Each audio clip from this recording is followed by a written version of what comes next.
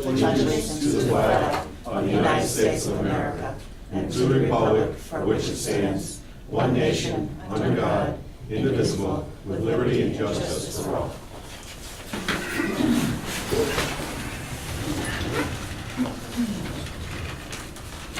All members are present. Minutes of 10:21.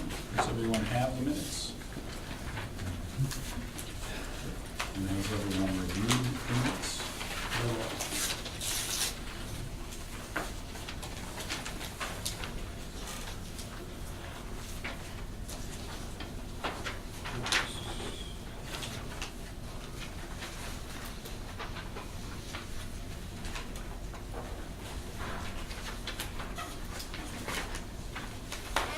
Is there a motion to approve the minutes? Just the discussion period or approval period? You have to approve and approve a you have to motion make a first. motion and a second, and then you And then can we talk. can discuss. There's a Then you can motion. talk. Is there a second? Second. Who made the motion? I thought you I made a motion. made a motion and second. That's I need to go to Robert's Rule of Class. Why So not? there's a motion and She a wants second. it. Is there any discussion?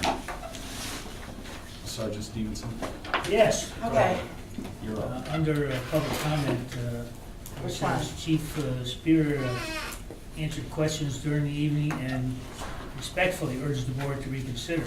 Is this Did the that the first first time. section of public comment or the This is second? under which one? public comment, subject number 9, Gotcha. so the others page are, 3. All right. okay, Rather than get into anything else, I'd just like to have the word respectfully deleted. Okay. you did say that the first time though. I'll take it out if you want. Take it out. It's out. Consider it gone. Any other discussion? Where'd you put that other part in, Jerry? Right under number 6, all the comments from everyone. Starts with Mr. O'Neill, you're 1, 2, 3, 4, 5. Yeah, Okay. yeah, actually, I talked about that over when we were at number 9. All right, can you tell us what you're talking about? Yeah, Mr. Thorpe inquired providing services, no. He also suggested that this request be tabled until the next meeting, give the Board of Finance time to review all the information. I was talking about that when we were talking about, At the second public comment? right. Remember when we were talking about the, I'll put it under the second public comment. Is that where you want me to put it? what, this part here? The second public comment, is Yep. that where you want it? Right. Not the first one? Okay. I was trying to get it delayed for 2 weeks. and that's Yes, why I sir. brought it up. Okay. All right. Any other comments? So with those amendments, all those in favor signify by saying aye. Aye. Opposed? And one abstention. Pardon me? One abstention. Yes. Is there any public comment? Yes, sir. With respect, I understand from what I've been told that the I need passing your of this... name, excuse My me. name is John Dewey.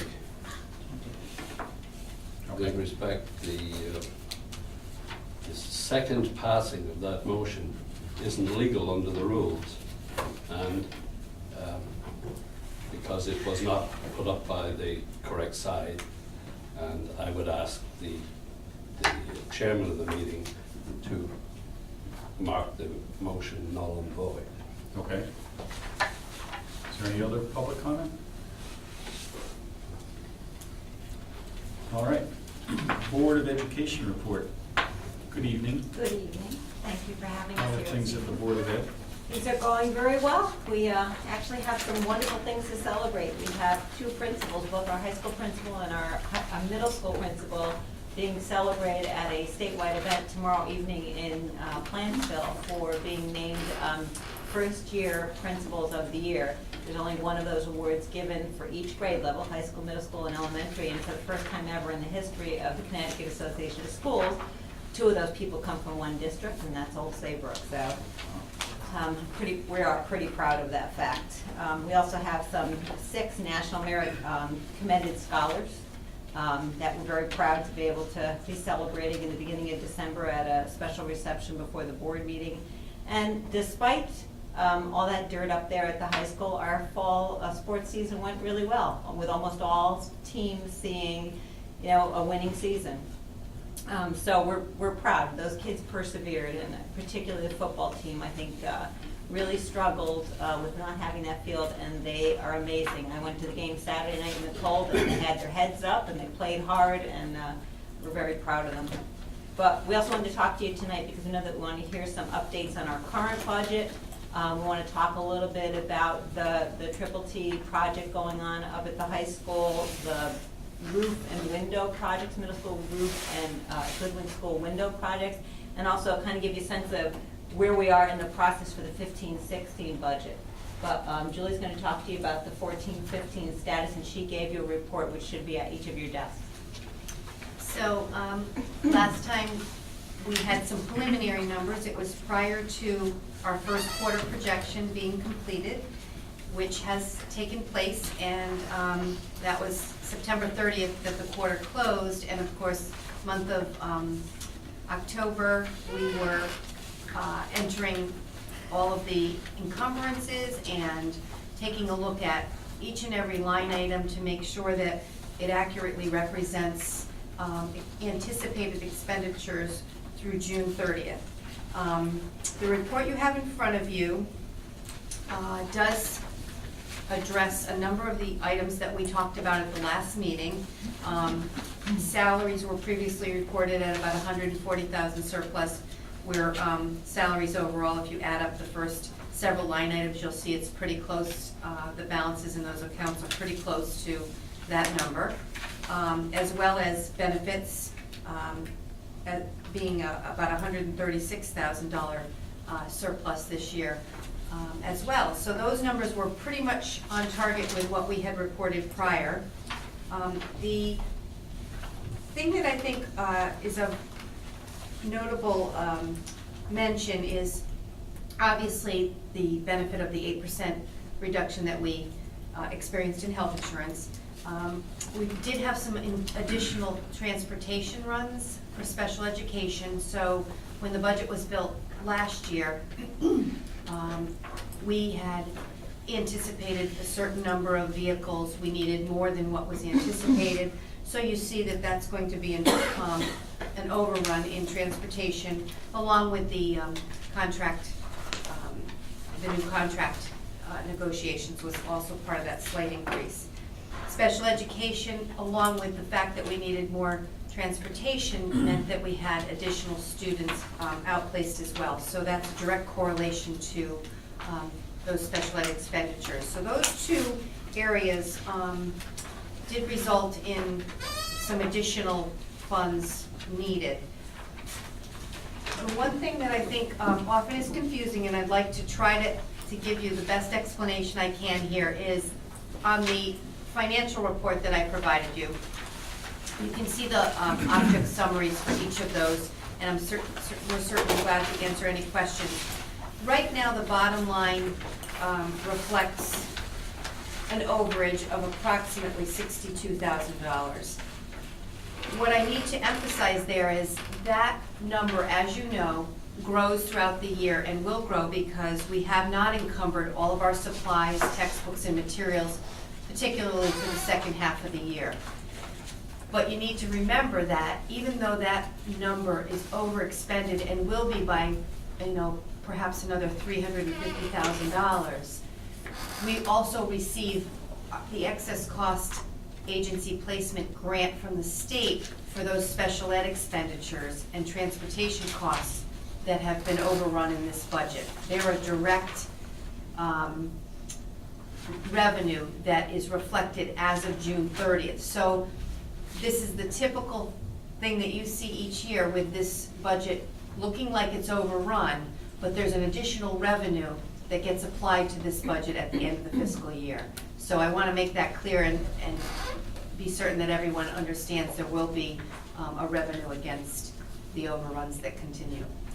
All of the overrun? It will cover, it should cover all of the overruns at this point. We have projected through June 30th what we think we will need, and once we've received the excess cost and agency placement grants, it should in fact cover all of the overruns. And how much is that?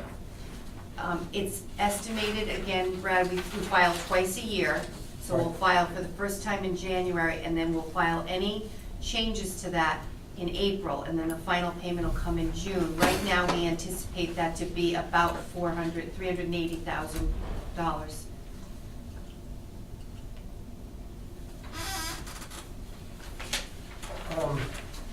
Enrollment, October 1st figures, I don't know if we ever got those. We did. We did? Okay. Yeah. Can we talk about it again? We're about, We're down from last year at this time, I want to say about 26 students, between 25 and 28. So we're down to about 14, a little over 1,400. My But son we're said there's a lot of above new kids what we coming in projected. high school, is that? I'm sorry? My son said there's a lot of new kids coming in the high school. And that will continue to fluctuate. We do monthly enrollment reports, so October is the official one for the state, but we'll see it fluctuate. Since October, we've had some additional students at Goodwin. We've had some movement both ways at the middle school, and I think we've had 2 new folks that I'm aware of at the high school right now. So we'll get new reports soon for December. And those enrollment numbers are actually up from what the projection was. So even though we know they're down from the prior year, they're more than what the projection had. Are these new kids moving into town, or Yes, yep, in all cases but one. One was returning from another school. okay. And I'm not sure that's happened yet. I think that one's about to happen. Did you have any extra transportation costs because of the football field issue? We had a small number of additional games that had to be played away, so technically, yes. 4. It's not a big deal. 4 games. Not huge. Can you get And- reimbursed and by the the booster contractor groups- on that? I'm sorry? Can you get reimbursed by the contractor on that? Probably not, but You put a claim in. we could try.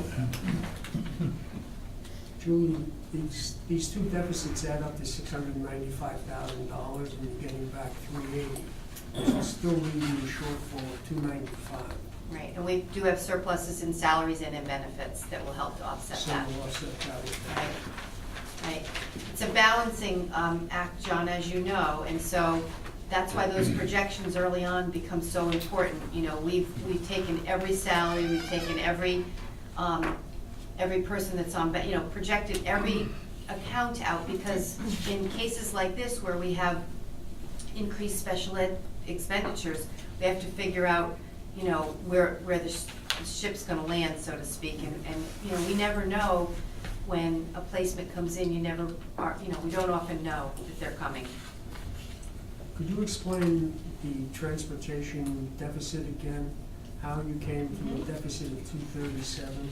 We have 2 and a half, I'll say 2 and a partial, additional vehicles added this year over what we had last year. So, you know, depending on start times for students that we're transporting out of district, or where they're actually going, sometimes requires additional vehicles. So that's what happened. We had 2 additional vehicles, plus we try to piece together some runs sometimes, so it ended up being a partial a cost for another run that had to be woven into existing transportation runs. And then the remainder of that was due to the contract renegotiation. So the bulk of it was, you know, additional vehicles that were needed. Thank you. Have you already locked in fuel for next year? We have. And is there, do you know off the top of your head, which grade has the most students? Any idea? Which grade? I don't know off the top of my head. It's in the middle school, that I do know. Okay. So they're coming up It's through. either 7 or 8. Julie, the furnaces at the business school, they've been converted, they're on natural gas now? They, all of our boilers are dual fuel, and we are burning natural gas in all schools. In the last 3 or 4 years, has the Board of Education ever exceeded their budget? We have not. And do you anticipate that this year? We do not. Okay, thank you. How much have you given back the last 3 or 4 years? You gave some back last year, right? Yeah, 23 last year? And the year before that. Well, the last 2 years, we've given back, 23 and 16. I think it was 43 and 23, 43 and 27.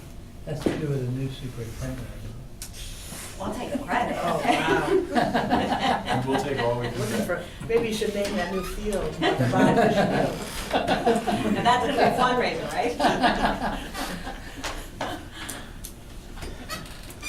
Any other questions for Julie on this report? One thing that I just will highlight before we leave this, the budget, we did combine our insurances this year, and if you look at our insurance line item, so now I'm talking liability, not health, although small amount on our side, a larger amount on the town side, so collectively over $40,000 of savings by combining our policies, which was a great thing. We had an increase in workers' comp, but we had a decrease in liability. So we had a net savings of about $5,000 or $6,000, and the town had net savings of almost 40. So that was a really good thing to do. Go ahead. I'm just curious, what kind of grants you guys are working on or sort of in the pipeline right now? We don't really have anything in the pipeline other than our technology grant and our usual grants that we apply for every year. We have one safety grant, second round of safety grants that we applied for, so that's still pending. We haven't heard on that.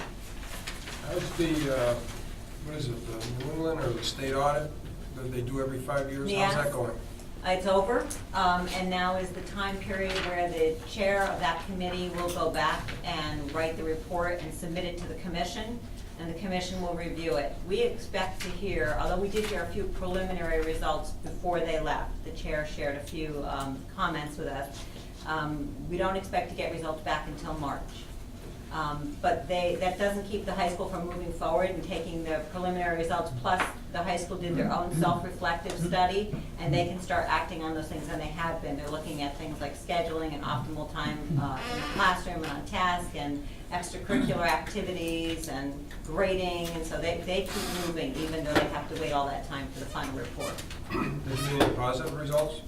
We got lots of positive results, lots of comments about relationships, dedication of staff, the good feeling tone at the high school, the fact that students have a voice at the high school, and there were things that they wanted us to look at, like how we're using technology, differentiating instruction, even additional and differentiating instruction. You recently got 2 new people, did you, from the police department? Did Sergeant Gardner come to work for you? Sergeant Gardner is working for us part-time. He's retired from the police department, working for us part-time. Yep, and then another person who had been working at the police department and is no longer is the executive assistant to the superintendent. That's your assistant? Yes, yep, yep. But he's no longer working for them. You certainly have 2 persons of high quality. I'll compliment you on that. Thank you very much. I think so too. But neither of those 2 were, one at least was a replacement, the other just on a part-time. Neither are new positions. Right. Yeah, those are all existing positions. One was Richard Porter, retired from IT after retiring from teaching, so he had been a part-time position. We just replaced that position. And Kathy Randall, who was longtime executive assistant, retired, and she is missed. But you're right, we replaced her with a good person. Is there any cost savings there? Yes. Good.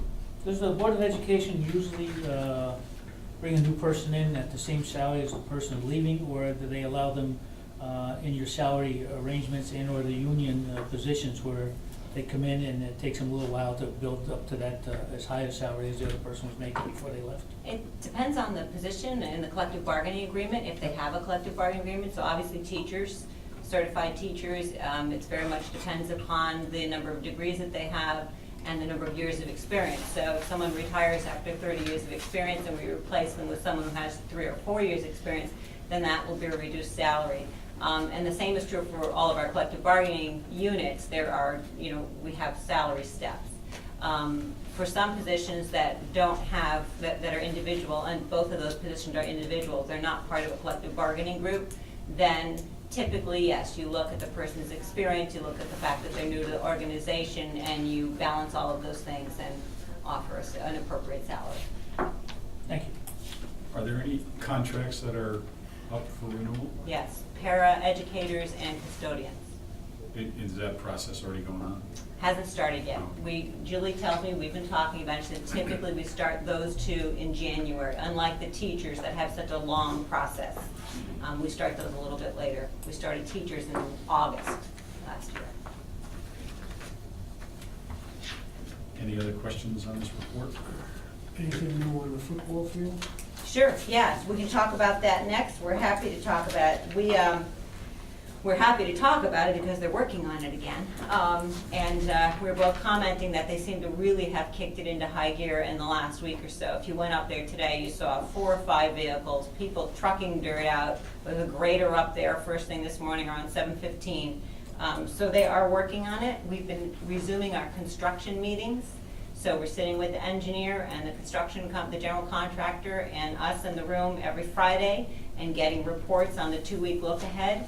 And on that subject, they've said that if we don't get weather events, so we don't get snow that isn't going to melt during the day, they could foresee this project, the base being completed before the holidays. Then if we continue to have good weather, that turf can go down this year. It doesn't matter the temperature up to a point. The concern is the glues, so they would have to use a cold weather glue. But that may go down this fall, I would. If not, then the turf and glue need to be stored and it would go down in the spring. The temperature control is not as big an issue as it is for the track. So the track isn't done right now, and really we have to wait for a 50-degree weather, 24-hour 50-degree weather to put that track down. But the turf, we have every reason to believe if things proceed as they are right now, that we will have that done either this fall, early winter, or early in the spring. Do you have any differences between cold weather and warm weather glue? Results from other fields? You might have a cold weather glue, but do you have any results from other fields that's okay? Yeah, that's Are it. you comparable, or will we better wait for the warm weather? So far, all we have from our engineer on that is that can be used, it's appropriate, he hasn't put anything in writing. Rest assured, we'll make sure that goes in writing. And he is right now, I have to say, the engineers are giving us, they're there quite a bit during the week. They're giving us reports each week saying these are all the things we're seeing on site that we want addressed or concerned about, we see improvements on. We're getting a lot of level of detail now, which we're really pleased to see.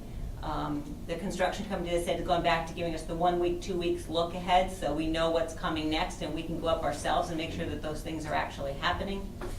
The tennis court is virtually done. It's basically down to a punch list. There's a little bit more work on the fence. The nets were delivered today, Julie tells me. We've got those stored away. And there'll be some final work that we've asked them to wait till spring to do, putting the posts in, just because we think it'd be best to wait at this point. But it's ready to go. We're really pleased to see that that's done, and without a hitch. That's been good. We did get a... What was the root cause of it? The what? The root cause of the issue? Of the base issue? Yeah. That's still a source of contention. There's still no real agreement on what the resource is. It comes down to a couple of issues, and according to the engineer, he believes it comes down to either maintenance or materials, or a combination of both. I'm sorry, not maintenance, the process, the way it's been processed. So what are they doing differently this time, or? Well, one of the things that they're doing differently, once it's dug out and inspected by the engineer, is they are actually going to the source, to the quarry together, and they're sampling it together. So the engineer will take independent samples, the construction company will take their own samples. They'll do the testing all along the way together, so the mock-up for the perk test, and then the actual perk test in the field. So they're gonna be side by side, step by step, the whole way. One of the things that they did cite, and I think I may have said this before here, but they cited, our engineer has cited that the material is micaceous.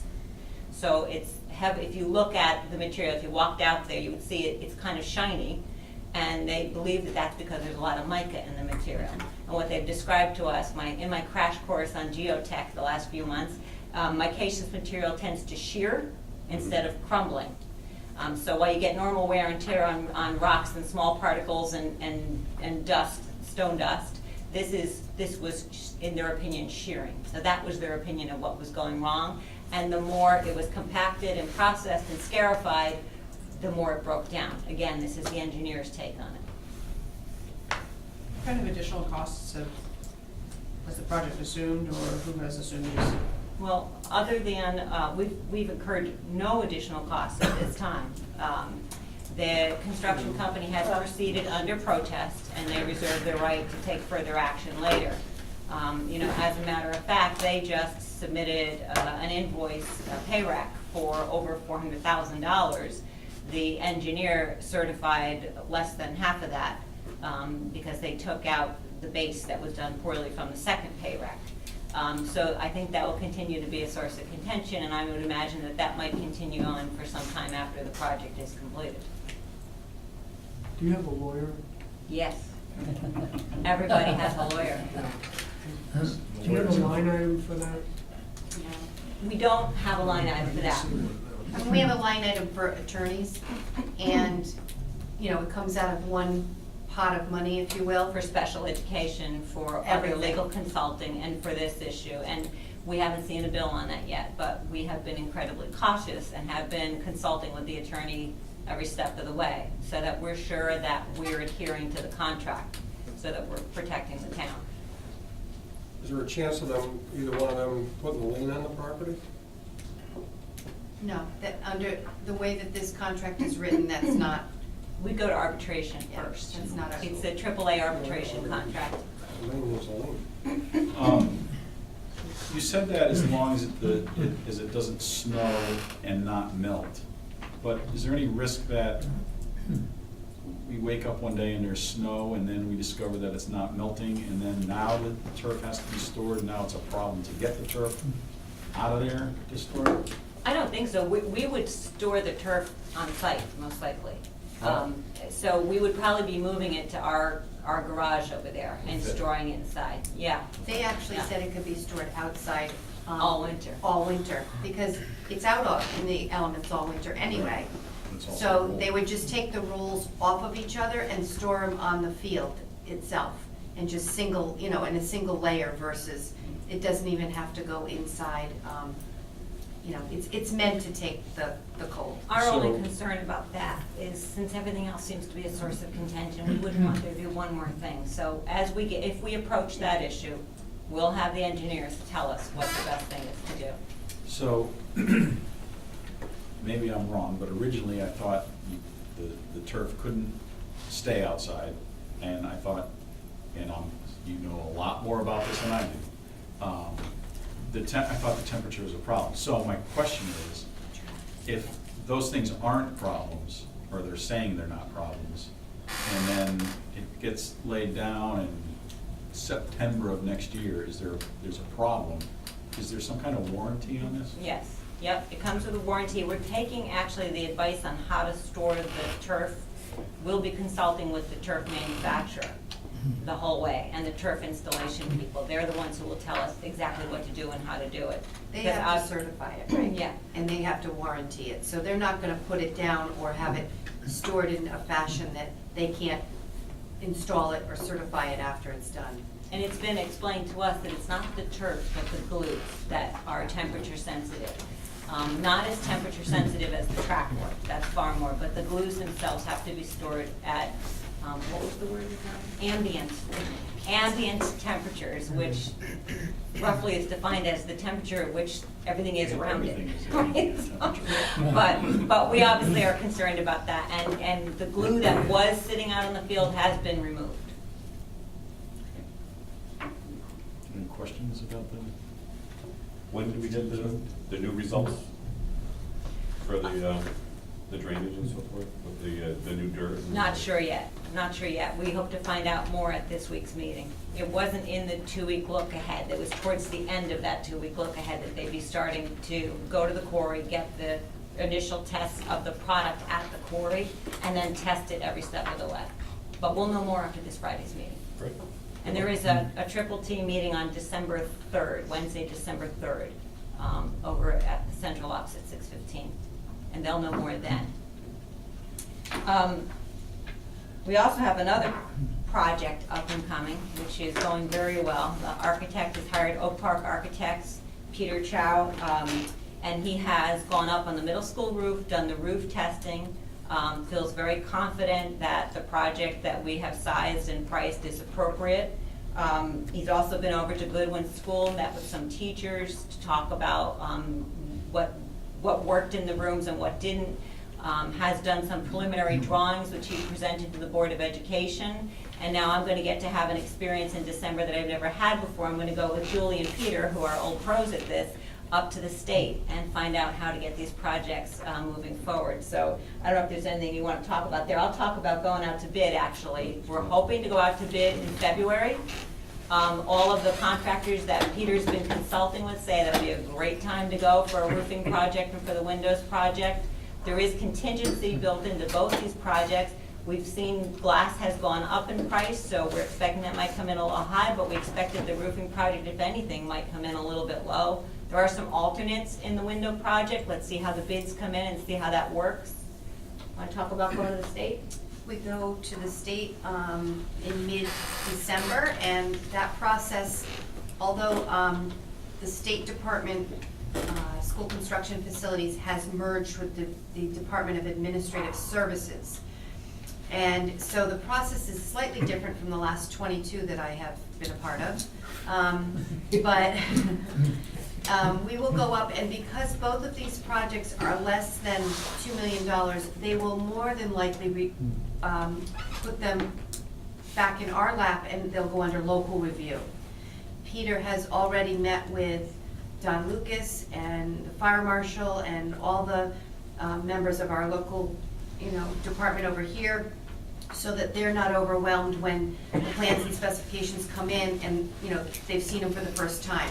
They've already seen a lot of the preliminary information to date, and they were really grateful for that. Don Lucas was very appreciative that he was able to kind of look ahead and see what was coming down the pipe.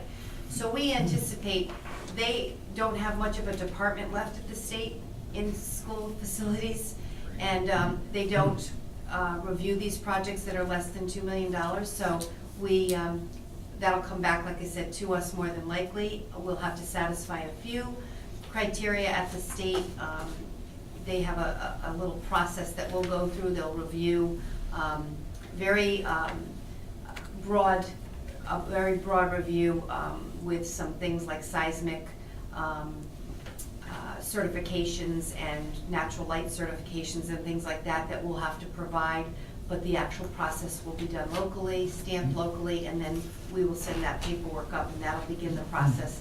Once we begin expending funds, they will then, we will begin to provide documentation and get what they call progress payments along the way for the portion that the state is funding. The really good news on these projects is that the state is going to fund the window project under energy conservation, and that means that the town is going to receive much more in reimbursement than originally expected. Is that going to be a 30-year roof? It's probably going to be a 30-year membrane, yeah.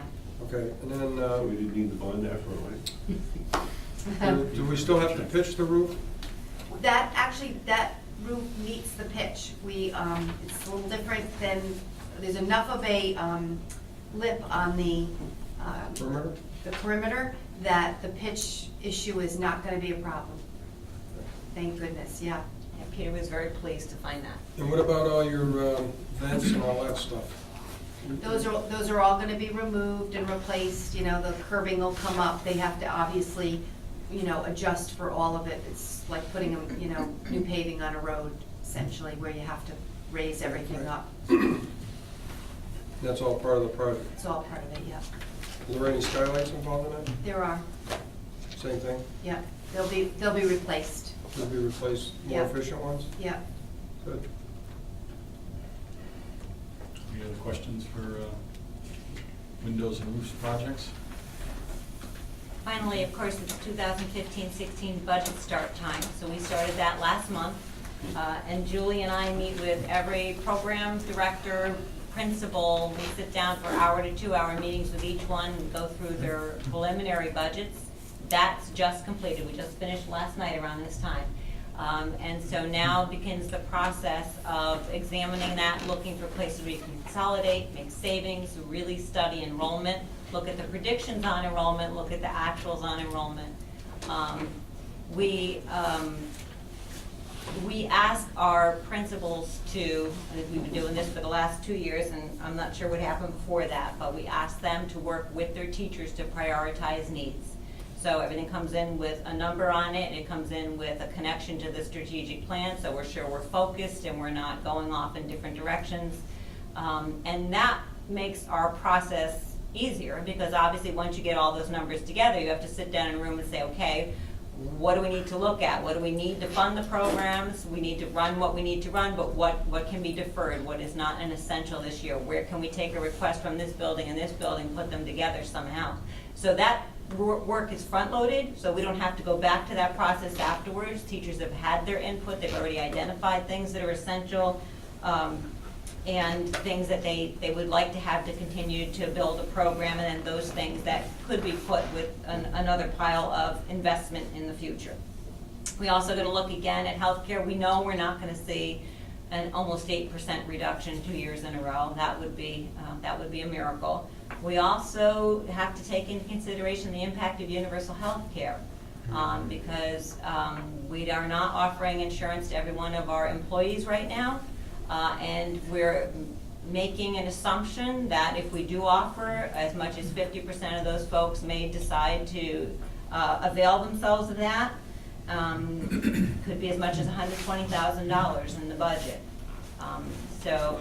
Not so sure that perhaps that was foreseen when universal health care was created, but you know, it's a significant issue for us if it plays out that way. Jan, are you talking about 30 hours a week? Yes. Yeah, all right. Yeah. So, and the same issue, I have that on my list to talk to you about. I mean, it could be up to 100,000 for us too. But I'll talk about that more in a little bit. We are just making a prediction right now, about 25 to 30 employees jumping on. That roughly represents 50% of the people. We're going to do a preliminary survey out and ask people what their intentions would be. Obviously, it wouldn't be a commitment, and obviously we would have to provide them with the insurance if they're 30-hour employees, according to the law. But we're going to try to get a better sense of what we need to be budgeting for this, and hope that they'll give us some good input on that. Just wondering too, you know, if this group, if Board of Finance's pleasure would be to have a January meeting, which I know you've done in the past, we didn't do last year, but before we get too far down the road, if you wanted to have some sort of a preliminary meeting combined meeting with the Board of Education to talk about what you see on the horizon as we move forward, so you can just let us know about that. But we will be doing budget for the next few weeks pretty consistently every day. And then there's a process of sort of waiting it out, and then we dive back into it in the end of January and February too. With your high deductible plan, what portion is the employee paying? Depends on what you're asking. Yeah. Well, say it's a high deductible, I don't know what your plan is, 2,000, 4,000, or? Teachers is 2,000, 4,000. Okay. And their contract that was negotiated is 50% in year 1, 45 in year 2, 45 in year 3. The administrators have had the plan in place for a number of years. They'll be down to 0 funded at the end of this contract. And their contract ends when? They have One 2 more year, years. So they're going from, I think it's 30% now to 15 to 0.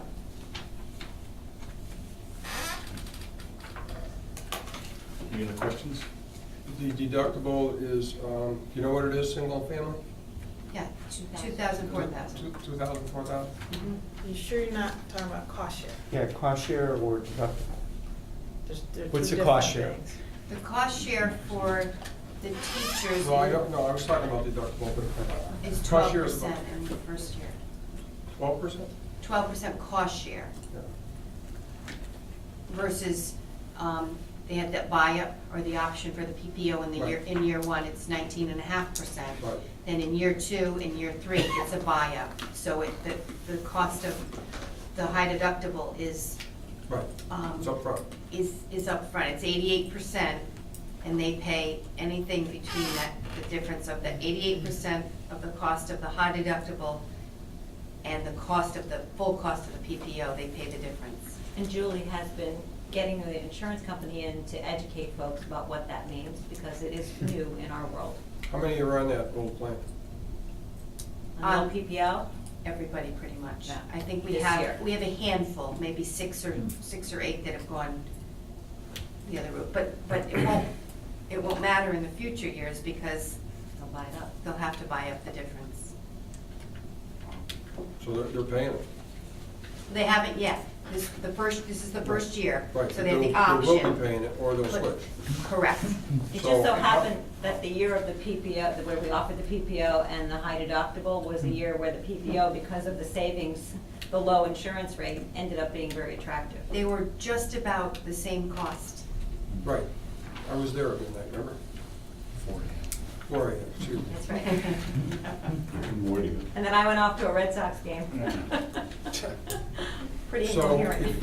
if that was gonna happen with your new area, you would offer them the same type of thing, or you're not that far yet? Or you don't wanna talk about it? And you have the right not to talk about it? Okay, smile, that's good, I got it. Any other questions? I will say the tennis courts are beautiful. I don't play tennis, but it makes me want to. Maybe you'll take it up. Yeah, you never know. But thank you. Thank you. Thanks so much for having us.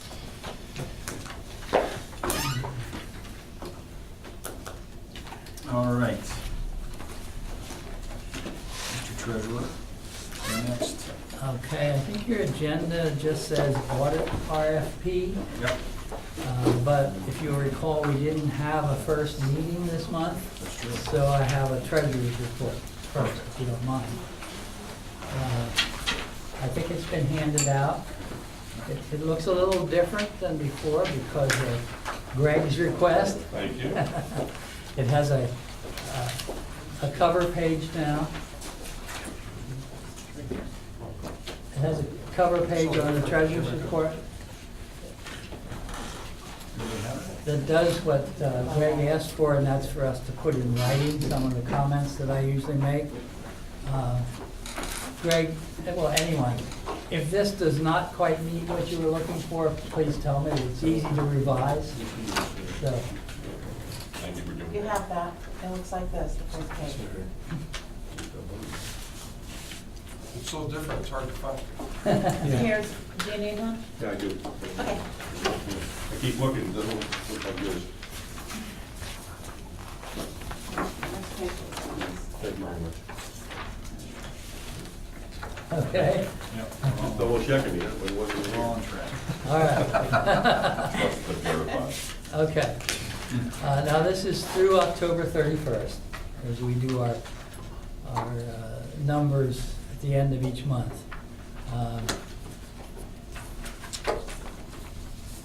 Most everything that I would have said I put in writing, so this would pretty much stand on its own. I do want to point out that under Board of Ed expenses, the $8,258,000, that differs from what Julie just gave you, which came to $8,697,000. The difference is that hers was through November 18th and mine is through October 31st. Just- Okay.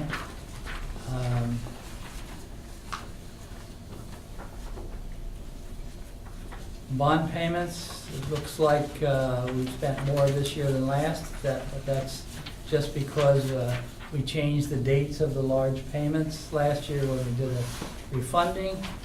And I paid a bond payment of $1 million on October the 31st, so that's why that number looks higher this year. Revenues are coming in like they did last year. I think that's great because we always budget for 99%, and this number always ends up being about 99.3 at this rate, which gives us a surplus of about $100,000 right off the bat, which is nice. State of Connecticut looks low compared to last year, but that's only because an ECS payment arrived 1 day later than last year, and that ECS payment was $163,000. And finally, the local revenues, we've said every time that that's associated with the mini golf, and Lisa's going to talk to you in more detail about the specifics on that one. But this data indicates to me no problem, but this is no. Any questions for Bob on the report? This is why there's a negative on the capital outthinking. Yes, up under for opening paragraph here, under Okay. expenditures, says the negative balance shown for the Okay. 4295 line is an error.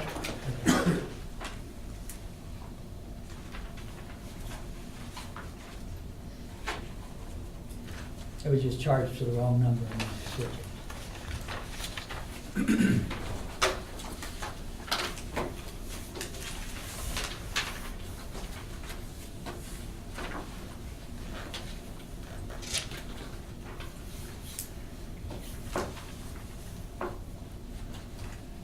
Bob, the canine subsidy, that was because there was a transfer there, right? So that's why it's Right, 100% expended. that just takes it out of the line item called the subsidy and puts it in the dog fund.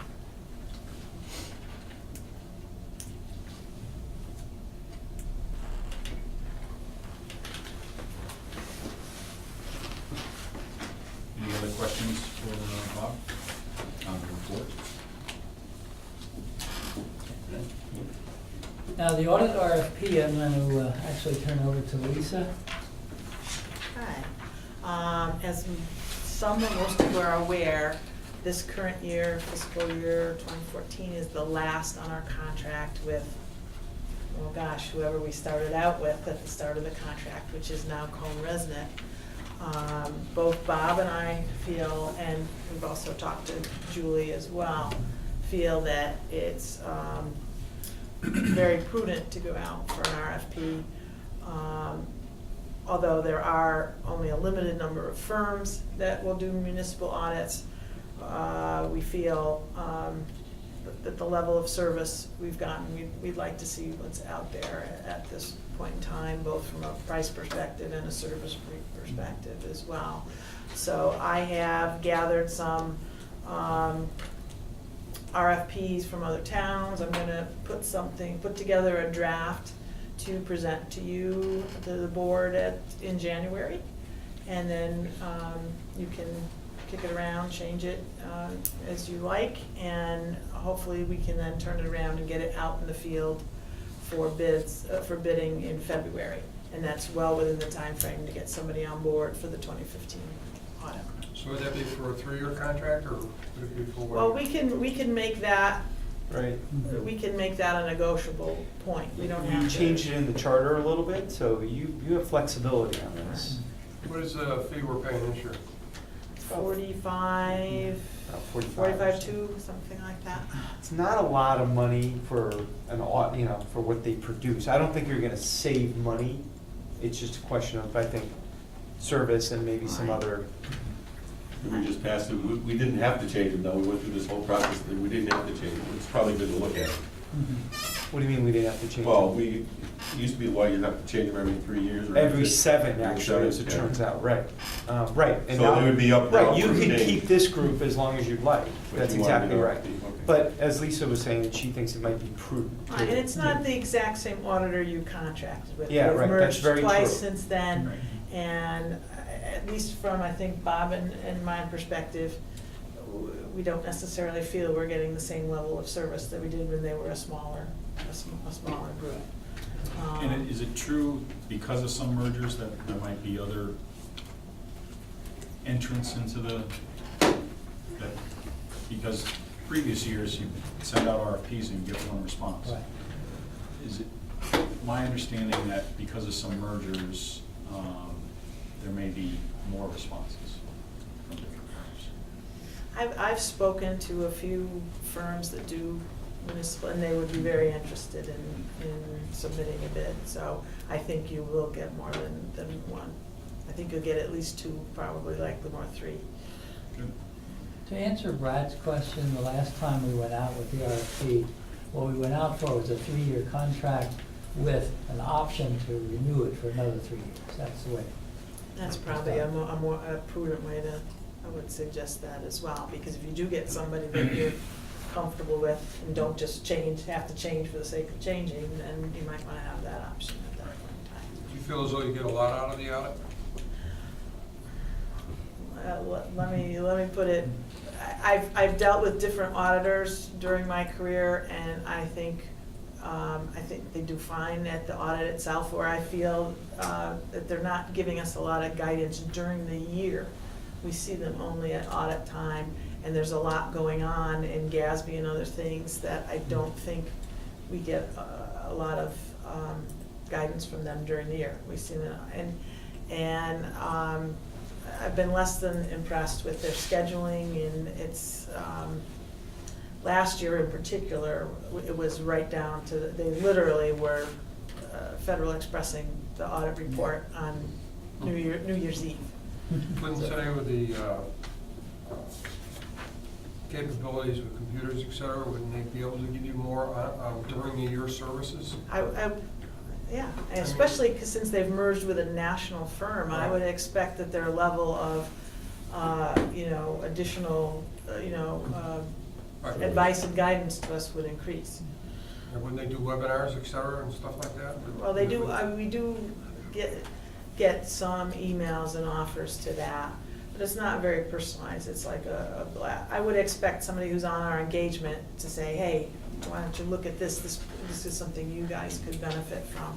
I don't get, a previous position where I was, we would see the auditors all throughout the year. They'd come and talk to us about various things that we were thinking of doing, so that we weren't playing gotcha at the end of the year, and now we do contact Ron Nossick, the Yep. partner, Yep. from time to time.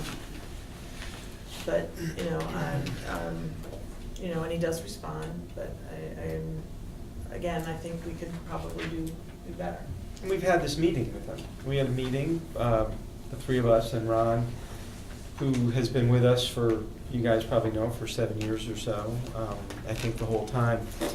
And he freely acknowledged, he said the merger definitely messed us up a little bit with regard to QC, as he put it, quality control.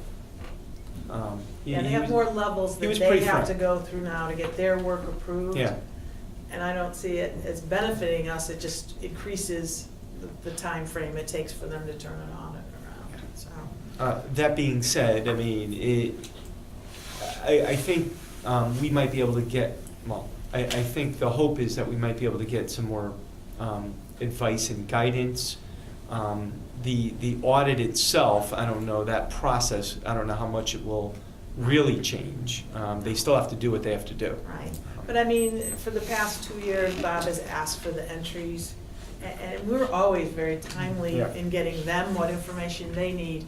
Bob has asked for the entries so we can, and typically we're getting them a week before they have to go to the printer, and we don't have the chance to, you know, so it seems like every year they're giving us entries to make in our system that we can't absorb and understand the rationale behind why they're making those entries. So perhaps we won't have as many next year, we can do things ourselves. There's no, you know, none of that back and forth. There's none of that. Open conversation with them. We did have a meeting last year with Ron Nozick, the partner, and Carl and Bob and myself, and his answer was he took the manager of our account off our account and put himself in as the managing. So better. But he's not, he's Yeah, a he's not partner, here. he's not here, Ever. you know, it's still the same Ever. worker bees who are Yeah. here, so, So, okay.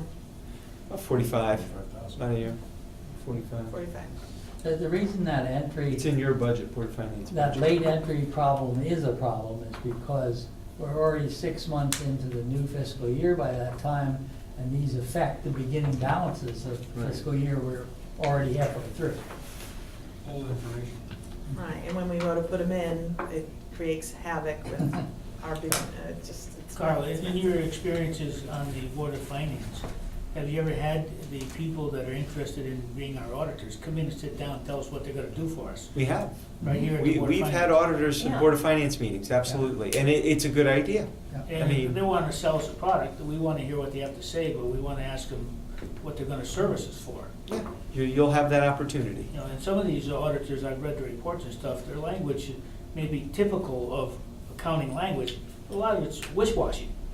You know, I want them to say X, Y, and Z, not maybe X, Y, maybe Yeah. Well, X, Z. Everybody's out there doing a little bit of covering their backside. Yeah, Everybody, and they're gonna give us some letters that are standard boilerplate letters that are like that. But we've had the auditor, we've had Ron Nozick before the Board of Finance, just to talk with him and ask him about his role in the town and yep.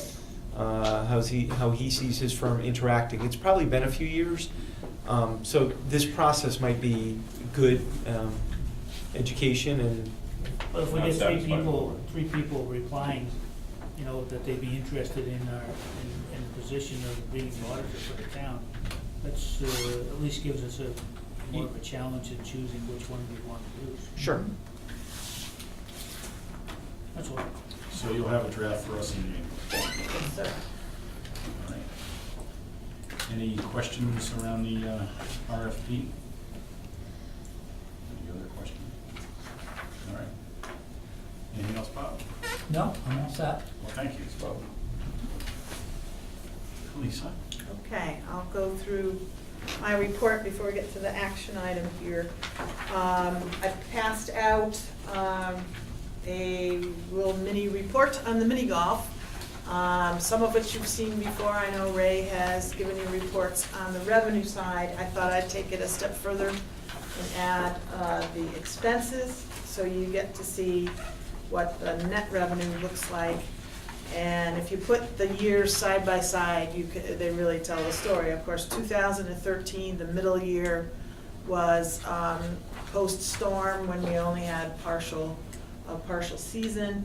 And you can see that, you know, expenses stay relatively stable, but the revenue has changed. And you see the last full year we had, 2012, before the renovations, we netted 54,912, and then we go to this past season, 2014, and we netted 118,428. So that's very dramatically showing that the mini golf revenue, as Bob has been telling us every month, and the treasurer's report has really taken off, and they've kept expenses at a stable level. So they've really been able to capitalize on making the growth in income be something that benefits the town.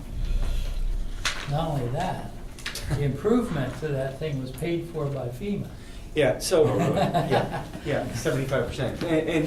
And, you know, we can all have very active and emotional discussions, but a lot of that, look, a lot of the FEMA relief and a lot of these recreational areas like mini golf and like the road endings are due to relationships and the efforts of the chief of police with regard to getting these monies back. I mean, that would be, and I say that truly objectively, just as a tangent, or after what Lisa said.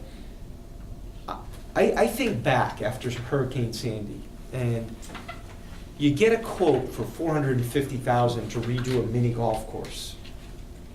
And, you know, you might, it's hard to pull the trigger on that unless you know you're getting, we wouldn't have rebuilt that course for 450 grand, no matter what I mean, I think it would have been a very difficult decision to rebuild that course, not knowing you were gonna get 75% reimbursed on it. And I think we can all agree on that, so. Okay, and then the other pages of the report are raised revenue reports going back a number of years. I think that's good information for the board to have as a point of reference to see how it's grown over the years. Do you have the expenses for the golf course for October broken out? I see the income. Because I see they took in for the 1st and the 13th, I would imagine, and it is only weekends, but $63. I would think that it would be better to check those. Well, I have the expenses broken down by the season. Right. I don't, When I look at October 1st or October 13th, they took in $63 revenue. Their payroll probably was way higher than that. So what they did, I know, I'm talking about concession. well, but the mini golf took in 1,360 and 1,369. Yeah, it's just that there's such a drop, you know, you'd have to look at the expenses to go along with that. so I think this year, Brad, they stayed open, they tried to stay open a lot later than they ever have. And I think it was more of an experiment than anything else. I don't think they've ever been open that late. No, I know, you can see the drop though. Yeah. in- So, you know, Ray can look at those numbers, or the Park and Rec Department can look at those numbers next year and determine whether they should stay open I know after he September doesn't 30th. have as full a contingent of staff there as he does during the summer months. A lot because the college kids have gone back to school as You're right, if well. it's a break-even proposition, should they be open? Right. Yeah, maybe so not. instead of 2 or Yeah. 3, I think you only had 1 Yeah. on staff So. at the time, so, but it's certainly a point well to be made, so. Thanks, Dave, to answer your question, remember you asked about passes versus those hanging things, what the revenue Yeah, I difference is? saw that. It was amazing. I noticed that. Yeah, the revenue, what was the revenue on? The beach passes were 19,000 the year before, and they were 37,000 this past year with the little things that hang on your mirror versus the Yeah, sticker. a lot of the members of there were members of the public who were, the Park and Rec Department heard plenty about the change in procedure. Some people were unhappy, you know, fees went up a little bit, you know, so, but from a revenue perspective, you're right. But the complaints come to me first, and then I pass them on to Park and Rec, that's how I know. Well, it's good to be set up either way. I mean, if people handing those passes to somebody else to use them, that's one thing. Yeah. You've got 2 in your car and you need it for, you know. But it's if you also need a bigger interesting car. that, like Harvey's Beach, I would imagine a lot of that is people paying, Yes. right? Probably, And yeah. that was up versus 2013, and I would guess that this past summer was very cool compared to 2013. Yeah. It was very hot. Yeah. So that's nice. I noticed that right off. What do they charge for a piece, each pass? $10? No, for No, beach no, no. pass? No, that was for the parking curb. Oh, at Harvey's Beach? It's 20 to get in. if Yeah, you're it's not a lot if you're more not expensive. What expensive. about? The town, Are you for doing the, the season? for the season, it's Yeah. 25. It's 20, it's The 25, stipends, it's, like, or well, it's there's different prices. 30 for your first one and 25 for your second one, or vice versa. Yeah. One Something, or yeah, the there's a other. discount. I paid 55 for 2 passes, so. But the town beach parking pass was $10. Yeah. For Harvey's Beach. No, for the town beach. Parking pass is No. $10? No, not the hang it, anymore. no, not anymore, no. That's a long time ago. No, that's the one you affix to your car, but they don't do that Yeah, anymore. a long time ago. Well, you must have got in before the Maybe change. they gave me a good deal. Senior citizen right there? Right there. No, the senior discount was less than $10. But the November to April pass. Yeah. Yeah. Got the elevator pass. All right. The other thing that we did different this year as far as revenue is concerned is we did allow credit cards this year for the first time. The mini golf. And the beach pass. Makes sense. Okay, there's no more questions on that. It's been pretty busy in the office, as Carl will attest to. We have our bond pricing tomorrow for the Thursday. Preserve. Thursday Thursday. Oh, I'm sorry. I only think it's Wednesday. Thursday. at 11 a.m. And it's all done online now, so it goes very quickly. We had our call with Moody's rating agency last week, and we got our report today that we have been affirmed as a AA2, which is terrific. So I've got and I will, when the official report comes out, which I should have tomorrow, I will share it with the members of the Board of Finance. It was, the analyst was very complimentary about the amount of projects and growth that's going on in town, the different things going on. So that's, and we, Carl watches the pricing every day, so on Treasury, so he'll be able to tell us if we get a good price or not. What were we last year? What was our rating last year? Double A2. AA2. We've been consistently that for quite a So while. just, if anybody wants to give a call or shoot an email Thursday afternoon or Friday, last year when we went out for bonding, we got a 20-year rate at 3.23. I believe that was 3.23. So if you want to find out what it is, call Thursday afternoon or shoot me an email. I'll let you know what the rate is this year. You're going for a 20-year again? Yeah, it's a 20-year. Do you have an anticipation where it is right now? The 10-year, I mean, I'm just going off what the 10-year was in our last year and what it is now. So the 10-year, a year ago was 2.66, and now I think when I looked at it at lunch today, it was 2.32. So it's about 30 points less. So I don't know if that will exactly translate into the bid. I hope so. So let's hope for somewhere around a 3%. But, yeah, hey, listen, No, what happened? That's good. And next week, we are making our, Bruce Chudwick, our bond counsel, is going to the state treasurer's office for phase 1 of our WPCA notes, are changing from short-term notes to long-term notes. And we are making our first payment. Those will be monthly payments.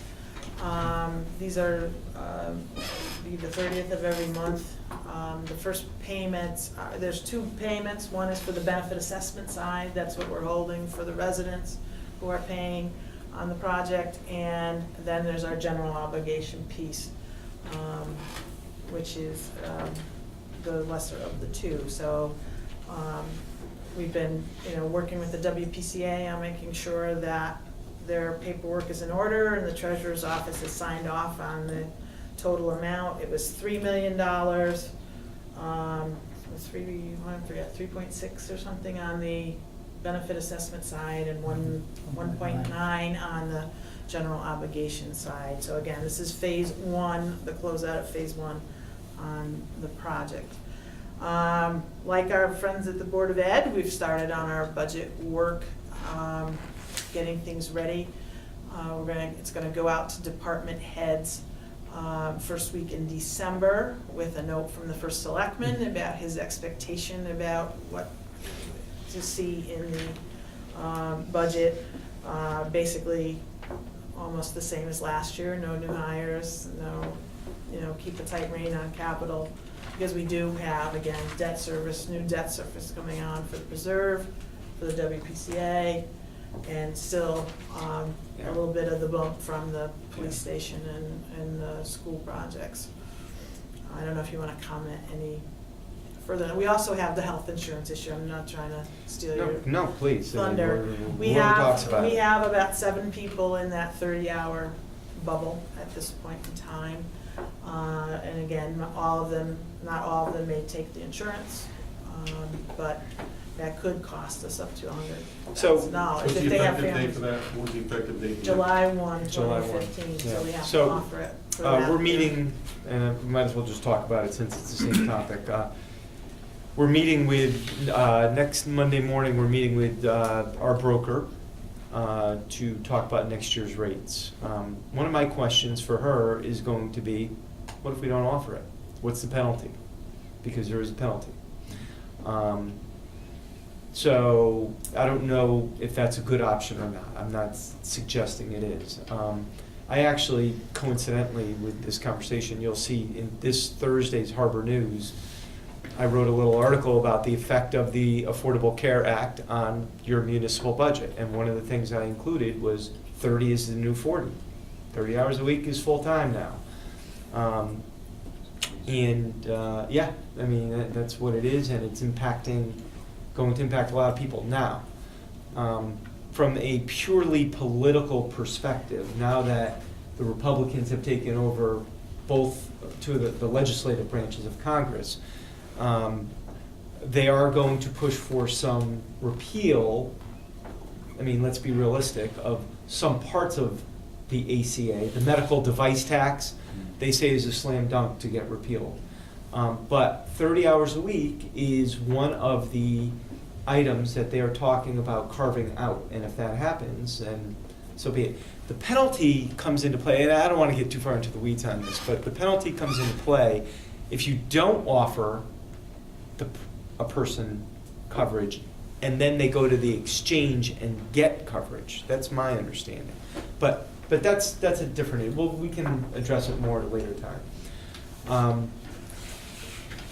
So yeah, that's, and there's another piece of it I wrote about that you'll see on Thursday. But go ahead. So we're meeting with our broker Monday to get a lay of the land on what the trends are and where we're going to be next year. All right, so we're starting to put all our budget pieces together. Let's see, and just FYI, I don't know if Carl, you were gonna touch on it. I have been spending some of my time helping folks out at the library. We have a vacancy in reference to an adult librarian that I've helped to advertise, and we're gonna do interviews on that next week. We've been looking, Carl and I have been looking for an interim director to help while Michelle's out on long-term medical leave. That's proven to be a little bit of a difficult task. And we also have Phyllis DeCourt, our assistant director, retiring in January, so I just got that job posting. Chief was gonna look into it, but he doesn't have a master's in library science, so. Yeah. So what you have over there is a bit of a perfect storm. And, Michelle got sick, Phyllis announced her retirement, Wendy Canal retired or moved on to a different position. So you just had this, and as a result, they were a little bit leaderless over there, and they started having a couple internal issues. I went over there last Friday to just talk to the employees, to give them an idea as to what we are thinking and where we are going to provide the leadership at the Acton Library. Before I came here tonight, I went to the Acton Library Board meeting, and I saw John's better half over there. She sits on the library board. Unfortunately, they didn't even have a quorum tonight. So they didn't make their quorum, but we had a discussion. I gave them an update as to what we were doing. But yeah, there is, the library, it's a peaceful place. You don't think, there's a lot going on at the library right now. There's just a vacuum. You have the executive, you have the director out and the assistant director retiring. That's a lot. And the reference librarian left. But change will be good there. We'll get a new assistant director there, and 2014, we're gonna be able to get some really great candidates over there. Same thing with the reference librarian. With regard to the executive director position, it is unlikely that Michelle Van Epps will be back full-time. And we don't want her to rush back. We don't want her to feel like she needs to come back. She may be cleared for some part-time work, but in the meantime, we are going through basically a hiring firm that specializes with libraries to get some leadership over there, get someone who can administer at that level. So that's what we're doing All right, at the library. we're trying to be mindful of the salary budget, because Michelle obviously she has some sick and vacation time that she's using while she's out. Yeah. But just, you know, if it means that we have to go over budget to keep things operational. Yeah. I mean, but we'll keep it to as. We'll talk to you about bare that as it minimum. develops. Right, but- The idea is Michelle is out on FMLA right now. That will expire after 12 weeks, which means she doesn't draw a paycheck after 12 weeks. I mean, Well, she draws a paycheck as long as she has time. yeah, as long as she has time, but Which will be about the same. about 12 weeks. At that time, we intend to use her salary to fill in with the interim. So we're trying not to expend monies right now while we're still paying that position. But that's gonna be very soon. We'll get an interim in there. $65 an hour is the quote we're getting for an interim library director, which is significantly above the hourly rate of what we pay our director. So we will not get 40 hours out of that person. So, Can somebody in the school system help you with that? They got a librarian at the middle school and a librarian at the high school? we put it, okay, so can they help us with it?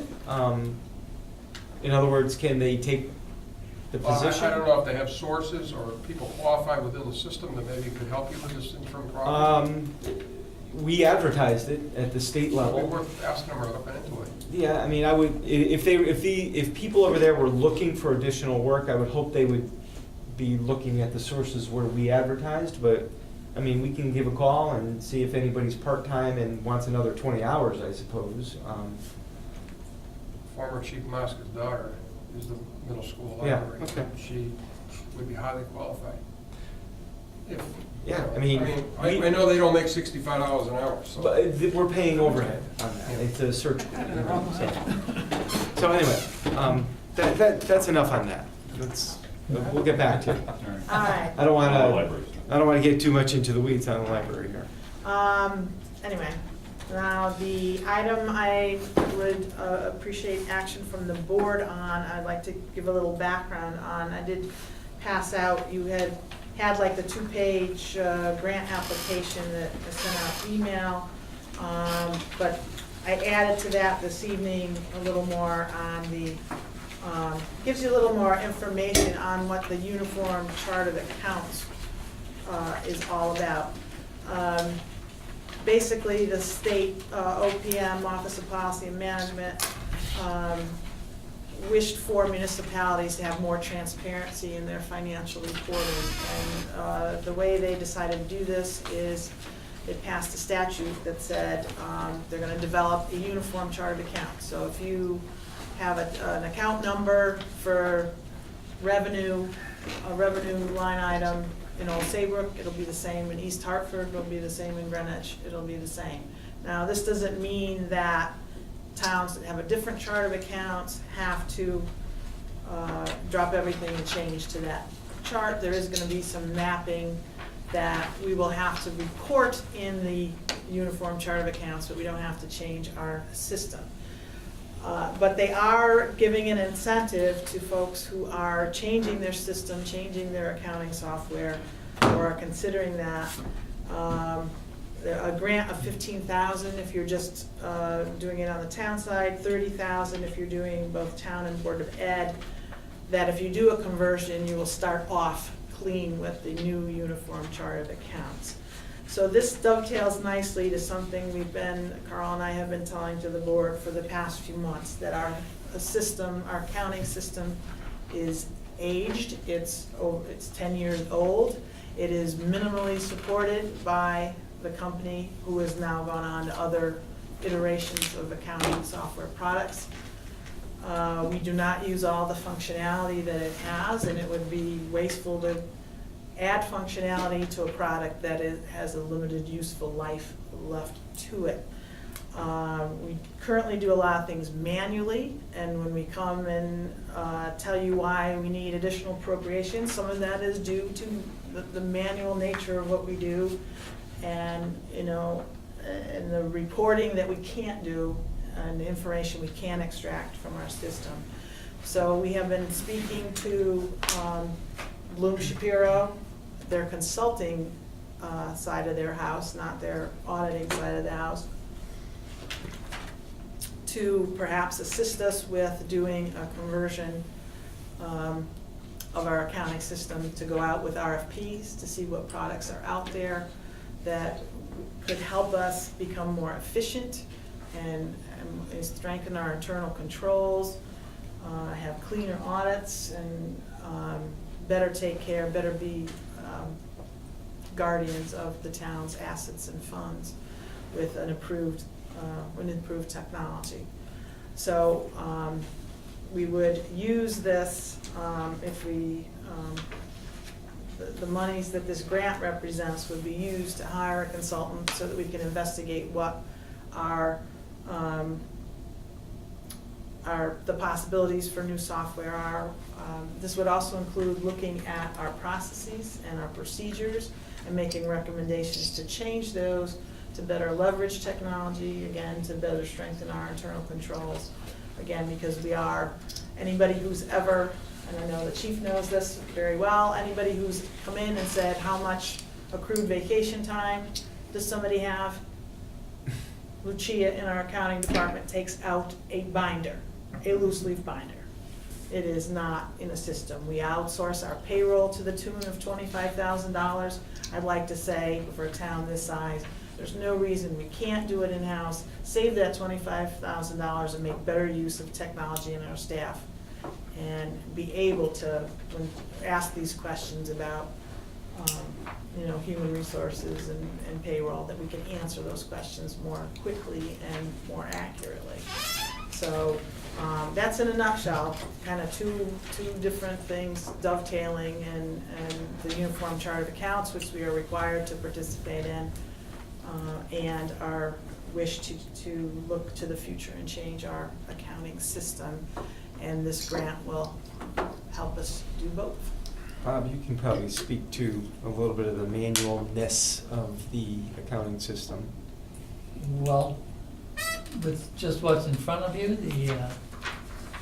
the treasurer's report, what I do is I run a trial balance from the accounting system at the end of each month, and then by hand, I translate those into account balances and add them up and put it in here for you. But a lot of the things that we do are by hand.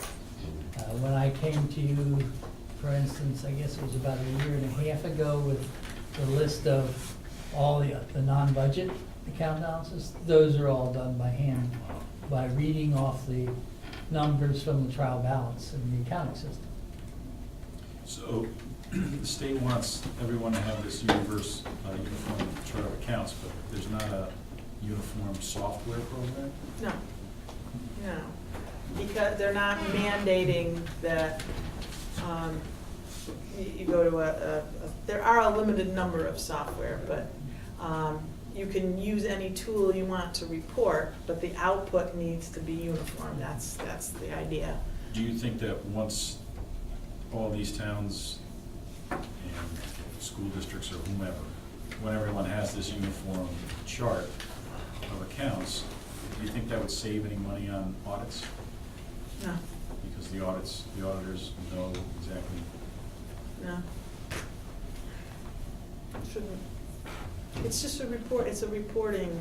Right. It's mainly for people, either investors who are buying bonds, or, the public. It's more for the general public to be able to look at any town and translate. You don't have anything unique, it's that's who it's based for. Auditors, they have a certain amount of work to do on chart of accounts and things, no matter what it is. I mean, what town they're in, so that's not And, gonna change that. You know, one other thing, and I say this not to point Bob out, but Bob basically will point it out himself. To have a tool like this would rely less on institutional knowledge and more on what's in the program and what's in the books. And there's a lot of institutional knowledge that you know, Bob has, that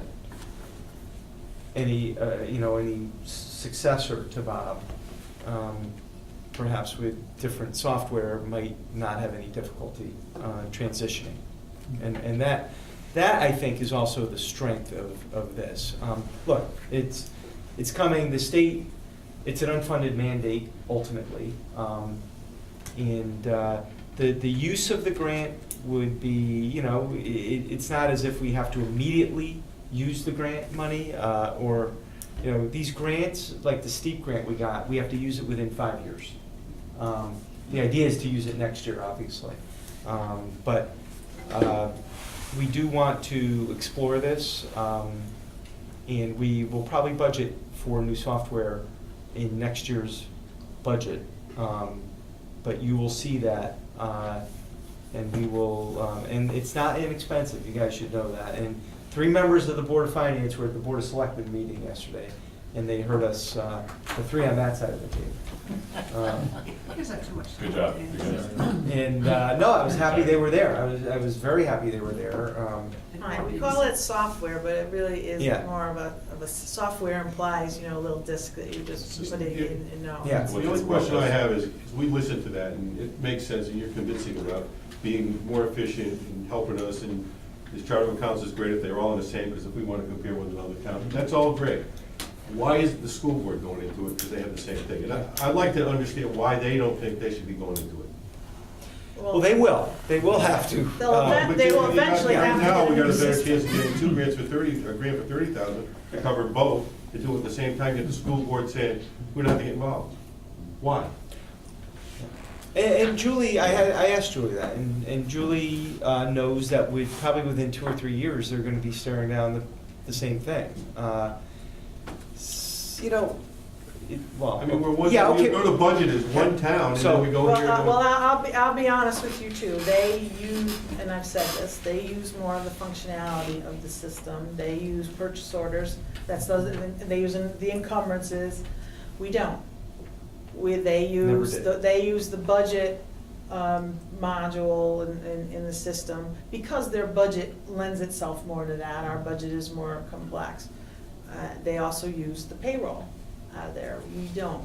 And as I said, for us, we did investigate using the purchase order system, but there's, stuff is such light years away in other systems, that even their own product. They don't, there's no upgrades to this product that would allow us to do things they, for example, their purchase order, they print out 8 copies of each purchase order. The paper that they use is tremendous. When the system was originally started, paperless was not the watchword. So how much do you think this is gonna cost? I'm sorry? I'm sorry, go ahead. I didn't hear what you said. How much do you think this incremental software will cost? The new software will cost? It's Rough order of magnitude? roughly between 100 and 125,000. But so, and I would say they're in better shape. They're more comfortable with because they use more of it and they've been using it for many years. We're less comfortable on our side because we've put together a patchwork to go around the system and do things manually because for whatever reason, and that happens over a number of years, and that's I'm not putting that on any one person or one department or anything. But we to put more effort into a system that has a limited useful life is not time or money well spent. Because we'll be at this point in 3 years, and we spend money to get purchase orders and things going, and create a whole set of procedures that'll be, you know, moot by the time we finish implementing them. And you said you can get a 25,000 savings on payroll? If we go to payroll, yeah. Currently, we're paying 25 for payroll And process. you wouldn't need incremental headcount or resources within No. Old Saybrook? No. Is there any other savings you'd get with this new system? I believe there is, Greg, but they're probably not for public consumption at this point, but I think there's some other savings that I think this system would address. It'd be good just to put in perspective, that's basically a 4-year payback, right? If you get the grant, you get 25,000 savings, if there's other savings, is that any? There are. Mhm. Yesterday, attending your meeting, Lisa and Carl talked that the current operating systems that we have now have been upgraded, and this new software would be compatible with the minimum amount of new equipment. Is that right, Lisa? You mean with our operating system? Yeah, Yes. right, yeah. Yeah, there's no issue with us getting a new system, a new accounting system with our, compatible with our operating system. How long would it take to implement?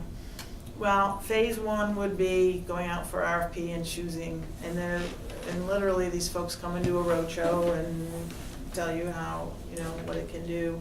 And there's also an internal review of our current processing, and procedures. So that phase 1 would probably take about 6 months. And then you have to decide whether you're gonna implement on a fiscal year or a calendar year basis. So all in all, from soup to nuts, I'd say 18 months. So this grant is to hire a consultant to find what. That's what we would use it for, yes. But if you take the grant to hire the consultant, it commits you to then comply to the state. Well, we have to comply with the Uniform Charter of Accounts anyway. It's a question of whether we want to do it How with quickly a do you new have to system comply? or we want to use the mapping tool that they're going to provide. us. Okay. It's Uniform Chart of Accounts is out there. There's no, because of the expense, I think they're being very gentle about saying this is the deadline. They are encouraging it with tools like this. Right, plus they still don't have the mapping tool and they had said we were supposed to have it in this fiscal year. And But we it still will, don't have yeah. it, so. Could you try to quantify the other savings? The other savings? 25 for payroll, what other savings? Well, I mean, not now, but it just at some point. Yes, And then yes. define payback. Yep. Should be a time card to put in the footwork for the vacations. I mean, somebody's doing that. That's gotta be. You would certainly be able to, I think, use your personnel differently. much more for I- higher, for higher Fewer levels. of so. personnel. Maybe. Yeah, just be Maybe. happy to do more value It's added. not like it's jam-packed up there, really, but, we'll see. Any other questions for Lisa on this motion request for this grant?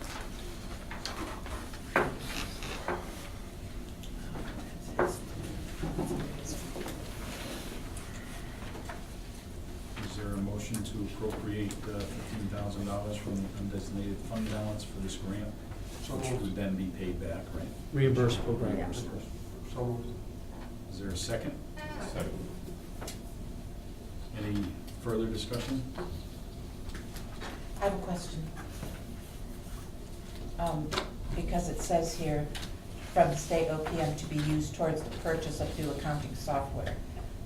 But it's to hire It, a consultant, right? That money you're gonna be used to. that's how we would use it, but, Which is I'm part gonna of. that's toward the Correct. purchase of new accounting software. I mean, it's all part of the process. So it's okay to use this language? I think that's so. on- Okay. You- It's a regular meeting, you can make the motion any way you like, so, that's what I I would was just say. going by what you put. Did we say, what the timeframe on this was? Did we- 12 to 18 months. To have to use the money? Oh, probably the same thing with the money, but we'll probably use the money in the next year, And certainly. then buy the software if that goes forward the next year also? Possibly, yes. We'll determine how we're gonna budget for that, yeah. You're gonna make that a budget item? Probably, yes, a capital request, yep. Lisa, how do you want the motion to read? Do you have a preference? That's It's fine the way it is, I Okay. think. All right, thanks. Any further discussion? All those in favor signify by saying aye. Aye. Opposed? Thank you. Thank you. Abstentions? Anything else, Lisa? Nope.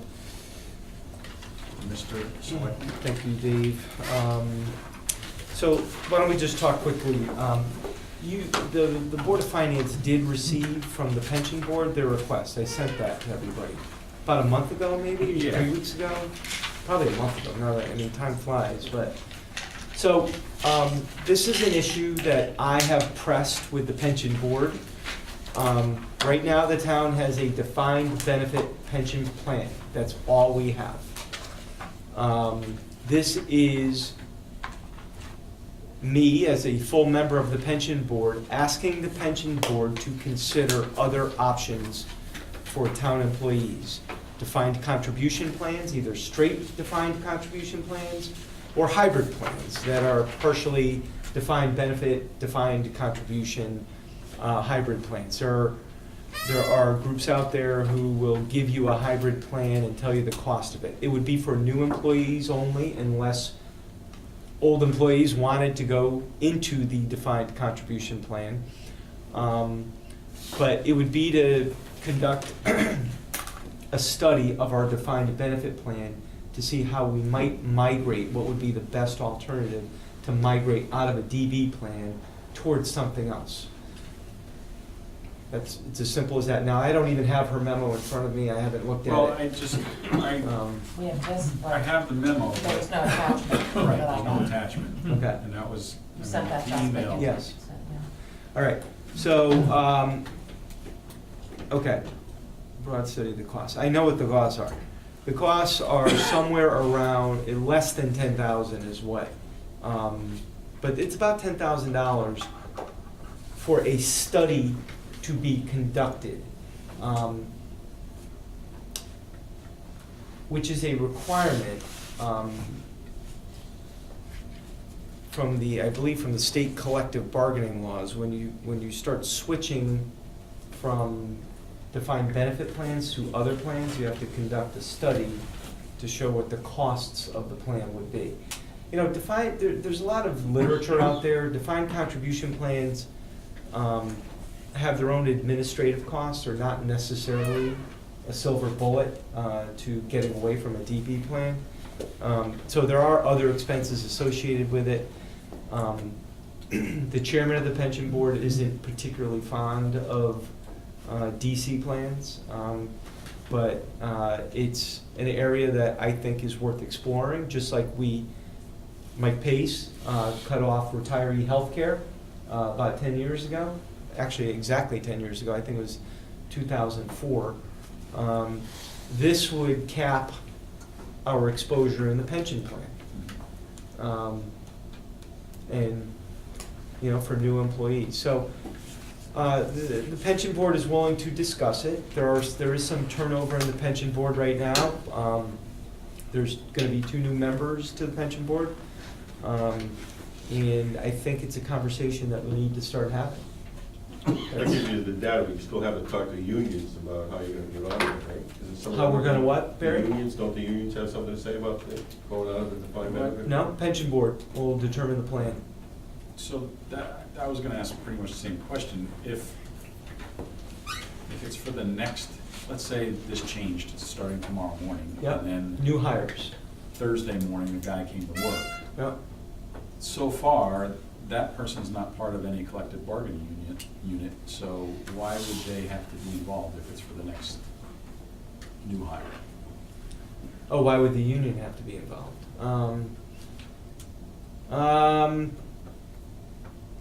The union isn't involved.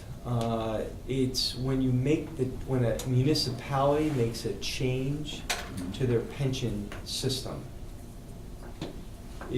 there's requirement of a cost analysis of it.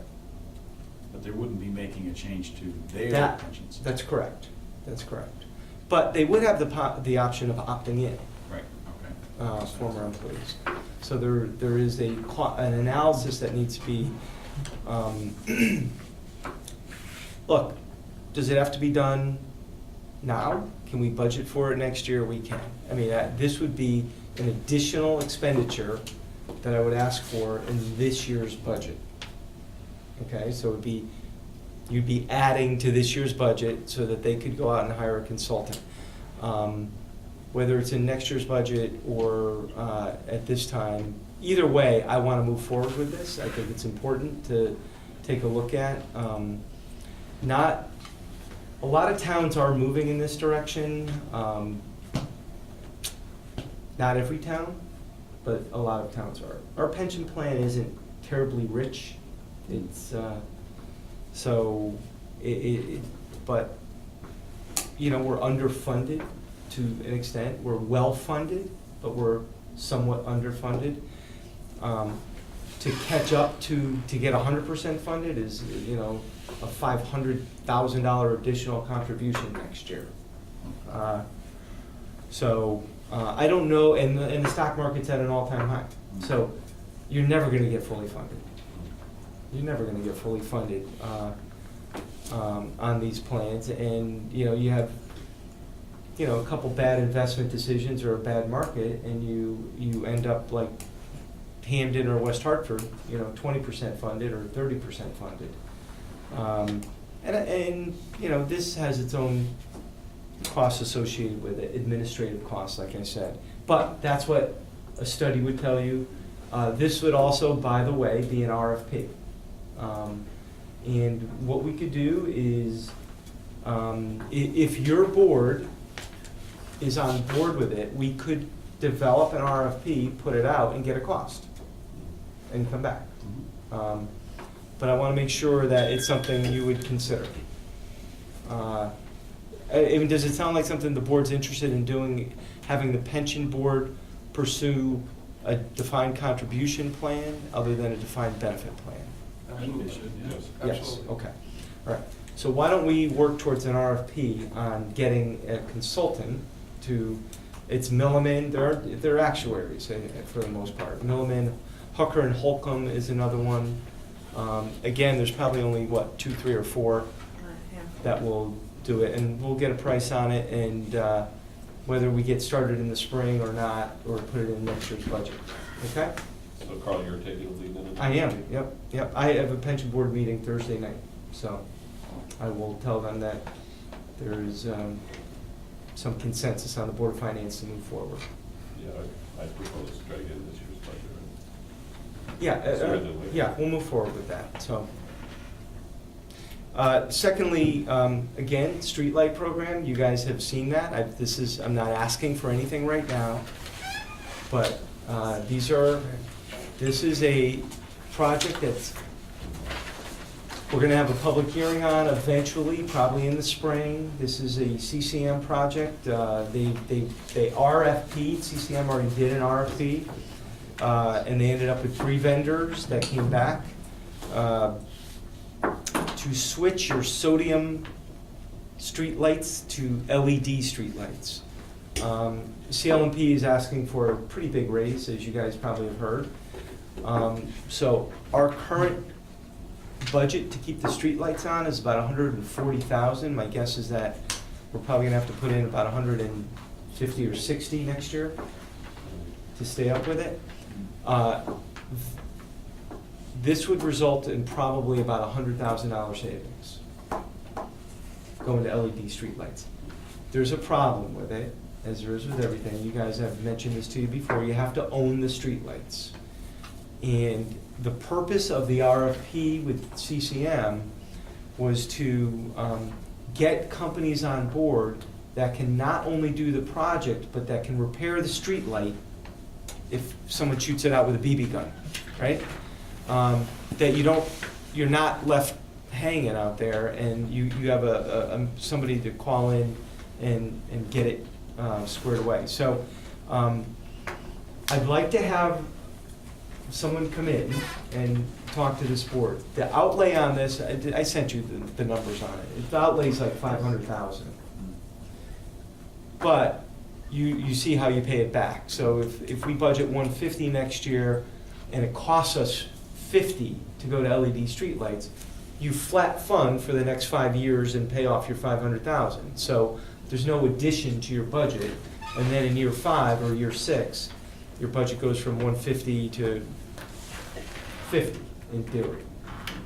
The streetlights have, the LEDs are about a 20-year, I think they warn them for 10, but they say they're good for 20.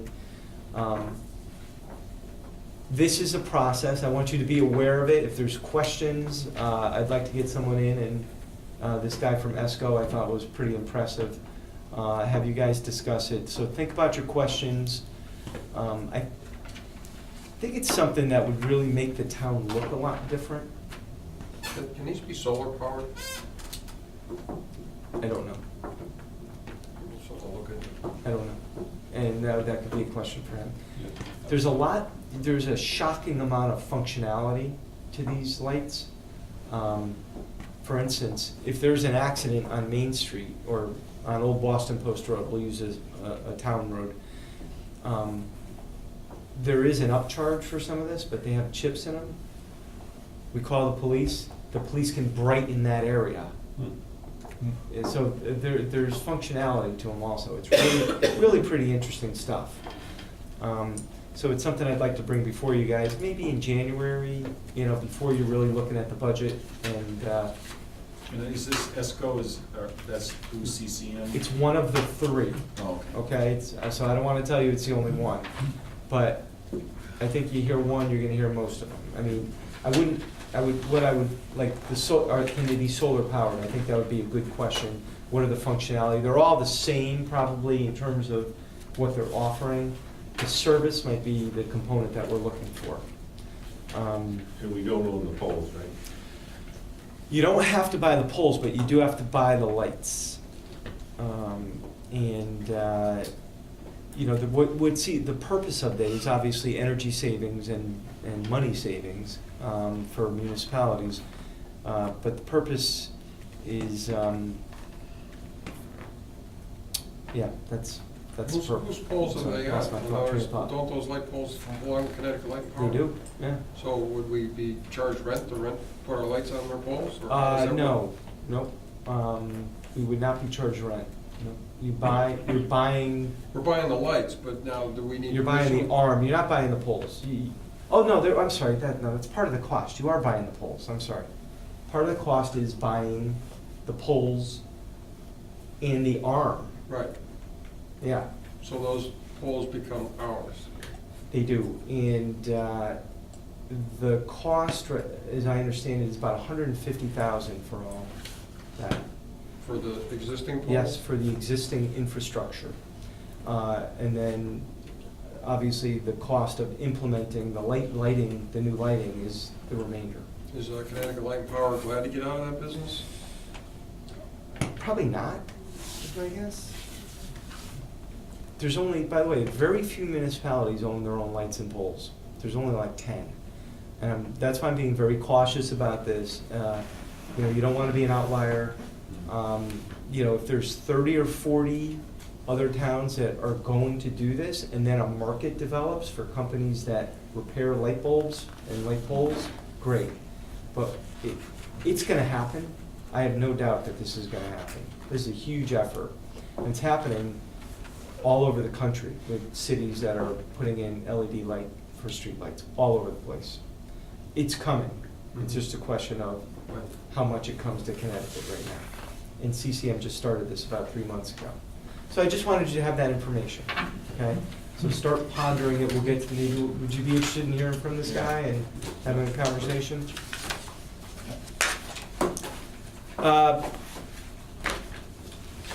Just a few quick things and we'll get out of here, I guess. North Main Street timeline. So the state of Connecticut put out on November 5th an RFP for the parking lot. So their timeline for construction is 2015. Our timeline for construction of the road will be 2016. There's no way that we could do all that construction in 1 year. People will have our heads if we do that. As I mentioned, John, a previous question that you asked, the engineering will be done over 2 fiscal years so that we can have that done without exceeding any particular year's budget. And we will go out to bid, and I heard someone say February is a good time to go out to bid. I don't know if it was this meeting or another meeting. Board of Ed. Board of Ed, that's right. And that's exactly what Jeff Jacobson said. That'll be February of 16 will be, February is a month where you're gonna get hungrier contractors for the road construction project that will occur for North Main Street, okay? So, just telling you that. Everybody here is aware that the North Main Street apartment units voted down by zoning. Last Wednesday night, it was a 4-0 vote. 186 units on North Main Street did not go through. Whether the developer decides to refile or appeal, I don't think it's an appealable, it's appealable, but I think it's a pretty high standard to have it overturned on appeal. But I think they'll probably refile, but they have to start from square one. They have to start at ARB Right. and back to planning. So whether they do that, I don't know. But I've been telling people, and not everybody knows that. So the rec building across the street, you may have noticed it was moved. The idea is to demolish it before the Torchlight Parade, which was one of the chief's concerns. So Larry will probably have that down. He wanted to move it to asphalt because he wanted to be able to clean it up better, and he thought it would crush better on the asphalt.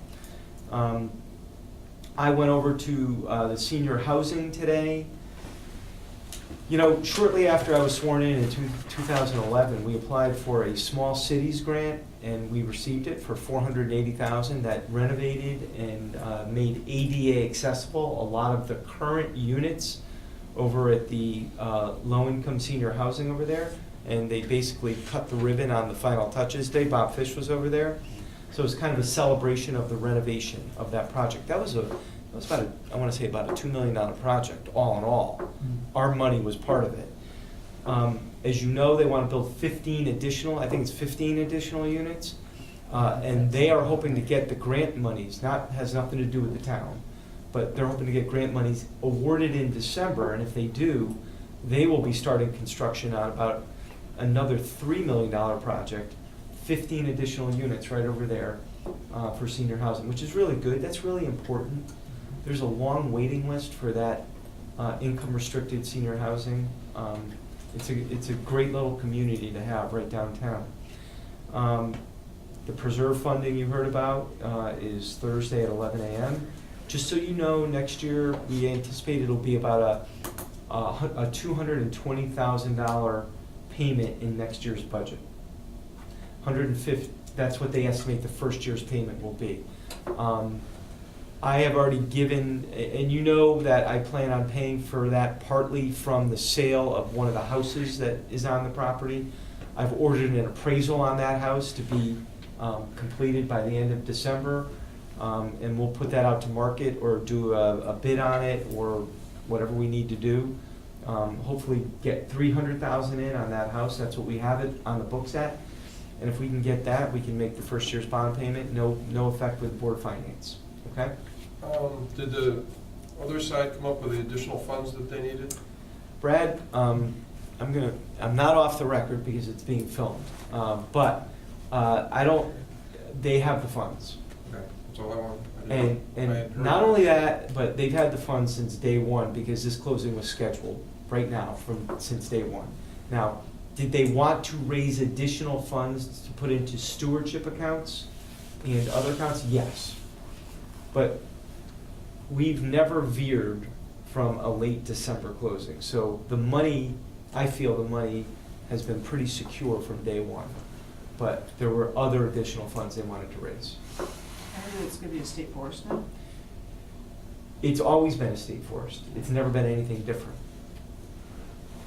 It was never going to be a park. It was always going to be passive recreation,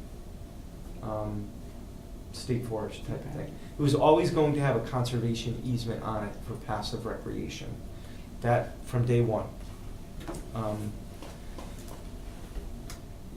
Acton Library, I was just over there. We already gave you an update on that. We did you've seen the signs for the Solar Challenge last, I don't know what night it was. Wednesday. Wednesday night. There were over 100 people at the middle school. Yeah, Barry was there. There were over 100 people there. I couldn't believe how many people showed up for that. I mean, it was- The bookings are already full for the It's first three, so they have to unbelievable reschedule. that you'd be interested in this. Solar Challenge. Can you explain that? Yeah. There's basically two companies in the state of Connecticut. There's Solarize Connecticut and the Solar Challenge. And Bob, you can explain how we chose the Solar Challenge. It was through the Conservation Commission. Right. They made a recommendation after The weighing director- the two. The director came in. Yeah, it's basically cost. Comes down to cost. So once the Conservation Commission chose the Solar Challenge, they single source a contractor called Aegis, I think that's the name. And the town really doesn't get anything out of it, but we agree to publicize it. And there's a couple options. They help you get the credits and the tax rebates. So for your house, it might be a $22,000 system, but it's gonna cost you $12,000. And they estimate the payback to be 6-7 years. Either that or you can lease the product. So if your electric bill is $150 a month, they'll say to you, Dave, we can make, well, John Duhigg was there too. We'll make your electric bill $90 for the next 20 years flat. Pretty interesting option, actually. Because we lease, but we went. Oh, okay, yeah. Yeah, and we went through a different company. I mean, there's a, local guy that does. Yep, Waldo, yep. Yeah, so I guess we were kind of curious, like, why, this one company? I mean, what benefits to them versus, Waldo coming in, he's local, there's I think other it's leasing a, companies that are out there. yeah, I think it's a price per kilowatt, is it? Yes. Yeah. And I think and I'd like to hear what you're paying per kilowatt, but I think they're promising a lower price per kilowatt. Well, our plan was that, Kilowatt, so I we lease don't know for if 20 that's- years. You have guaranteed, I don't know the technical word of it. I don't remember, I can't remember how it, they guarantee like X number of kilowatts for that year. So if you're under what you've generated, then they kick in. If you're over, you just bank it. Yeah, And so you can bank. it's similar to that. They size it, they look at your bill, they size it for your, whatever you've been using. They size so it to that- your house. So that you don't kick too much back. Yeah, right. That's Well, exactly this. Yeah, but I mean, we kicked, so you also had the option, like, you could kick in money and make it a fixed rate, or you could not kick in money and then you'd have a variable rate with a solar company. I So- think some people know Waldo are gonna do both, they're gonna check these guys out, check out Waldo, Yeah, so. people still have that option. So I guess the idea is for people throughout town to add solar panels to their house. You sign up. If they choose to. If you want them to look at your house, and then they'll come out and evaluate how it sets relative to the sun and trees in the road, and they have an analysis all set up to tell you what they think how that will change your electrical. If so many kilowatts are sold, the town gets some solar panels on a town building. And then you have something to, like then you have to pay $99 to get a valuation on your property, your heating evaluation on your property before they go into it, so somebody's got Yeah, to. so, whatever, it was well attended. Well attended. That's, and we're working on the 15-16 budget, so, Lisa kind of gave you a little heads up on that. So, a lot going on, questions? I have a question for Chief, since we're talking about the Health and Affordable Care Act. What impact will you have on the universal policy of any employees that are contract union? I think we have, what did we decide, like 3 or 4 that might fall into that?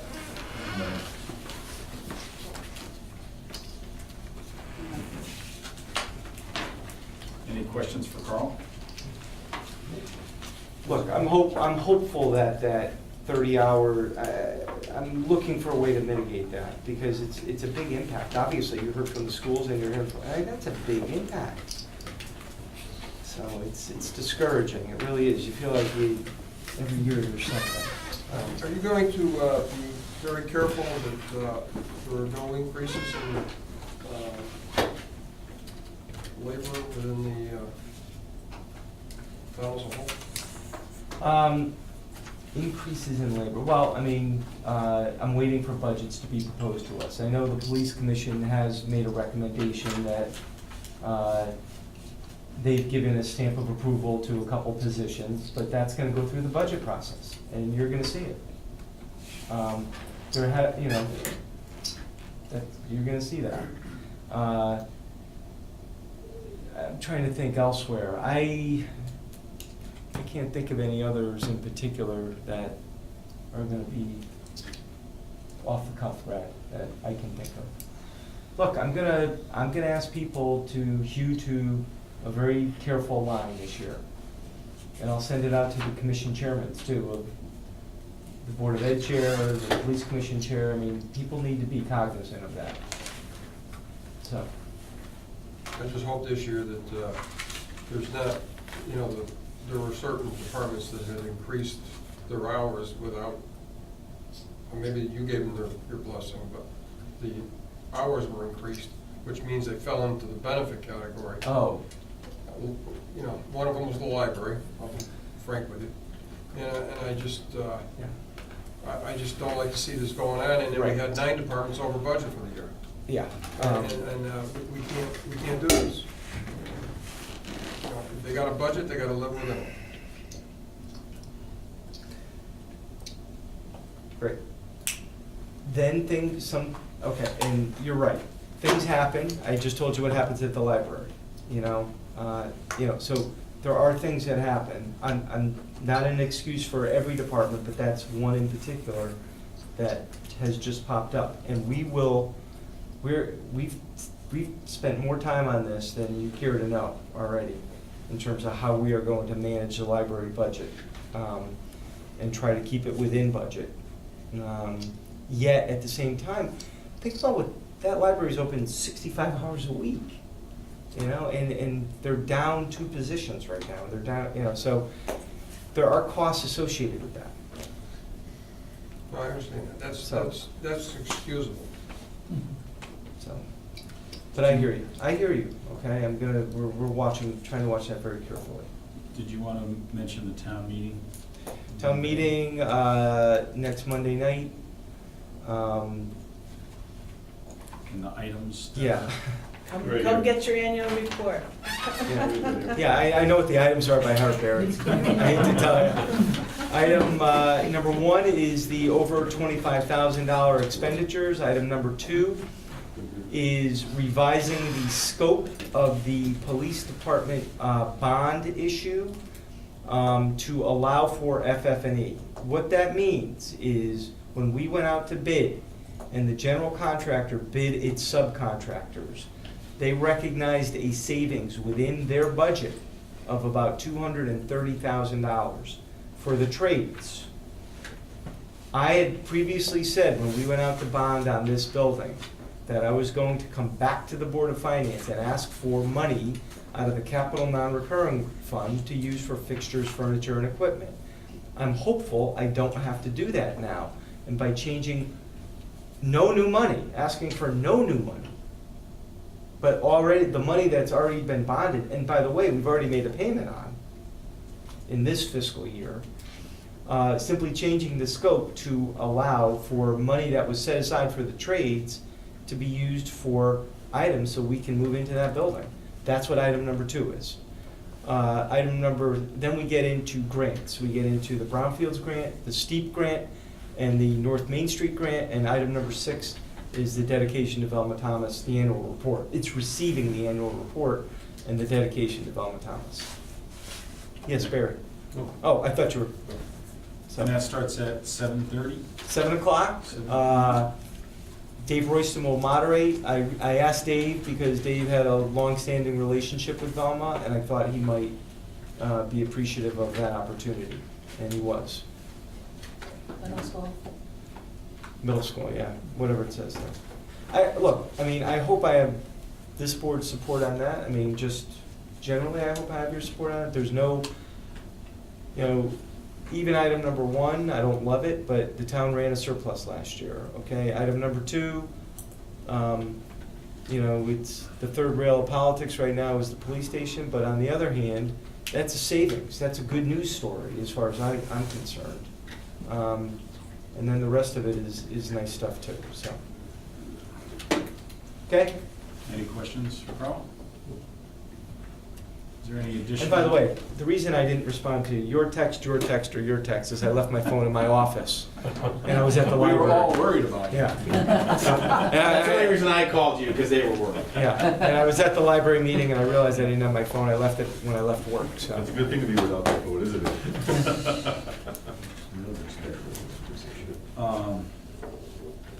Okay, any additional public comment from our public?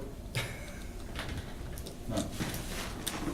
Our next meeting is December 2nd, and hope everyone has a nice Yeah, happy Thanksgiving. Thanksgiving.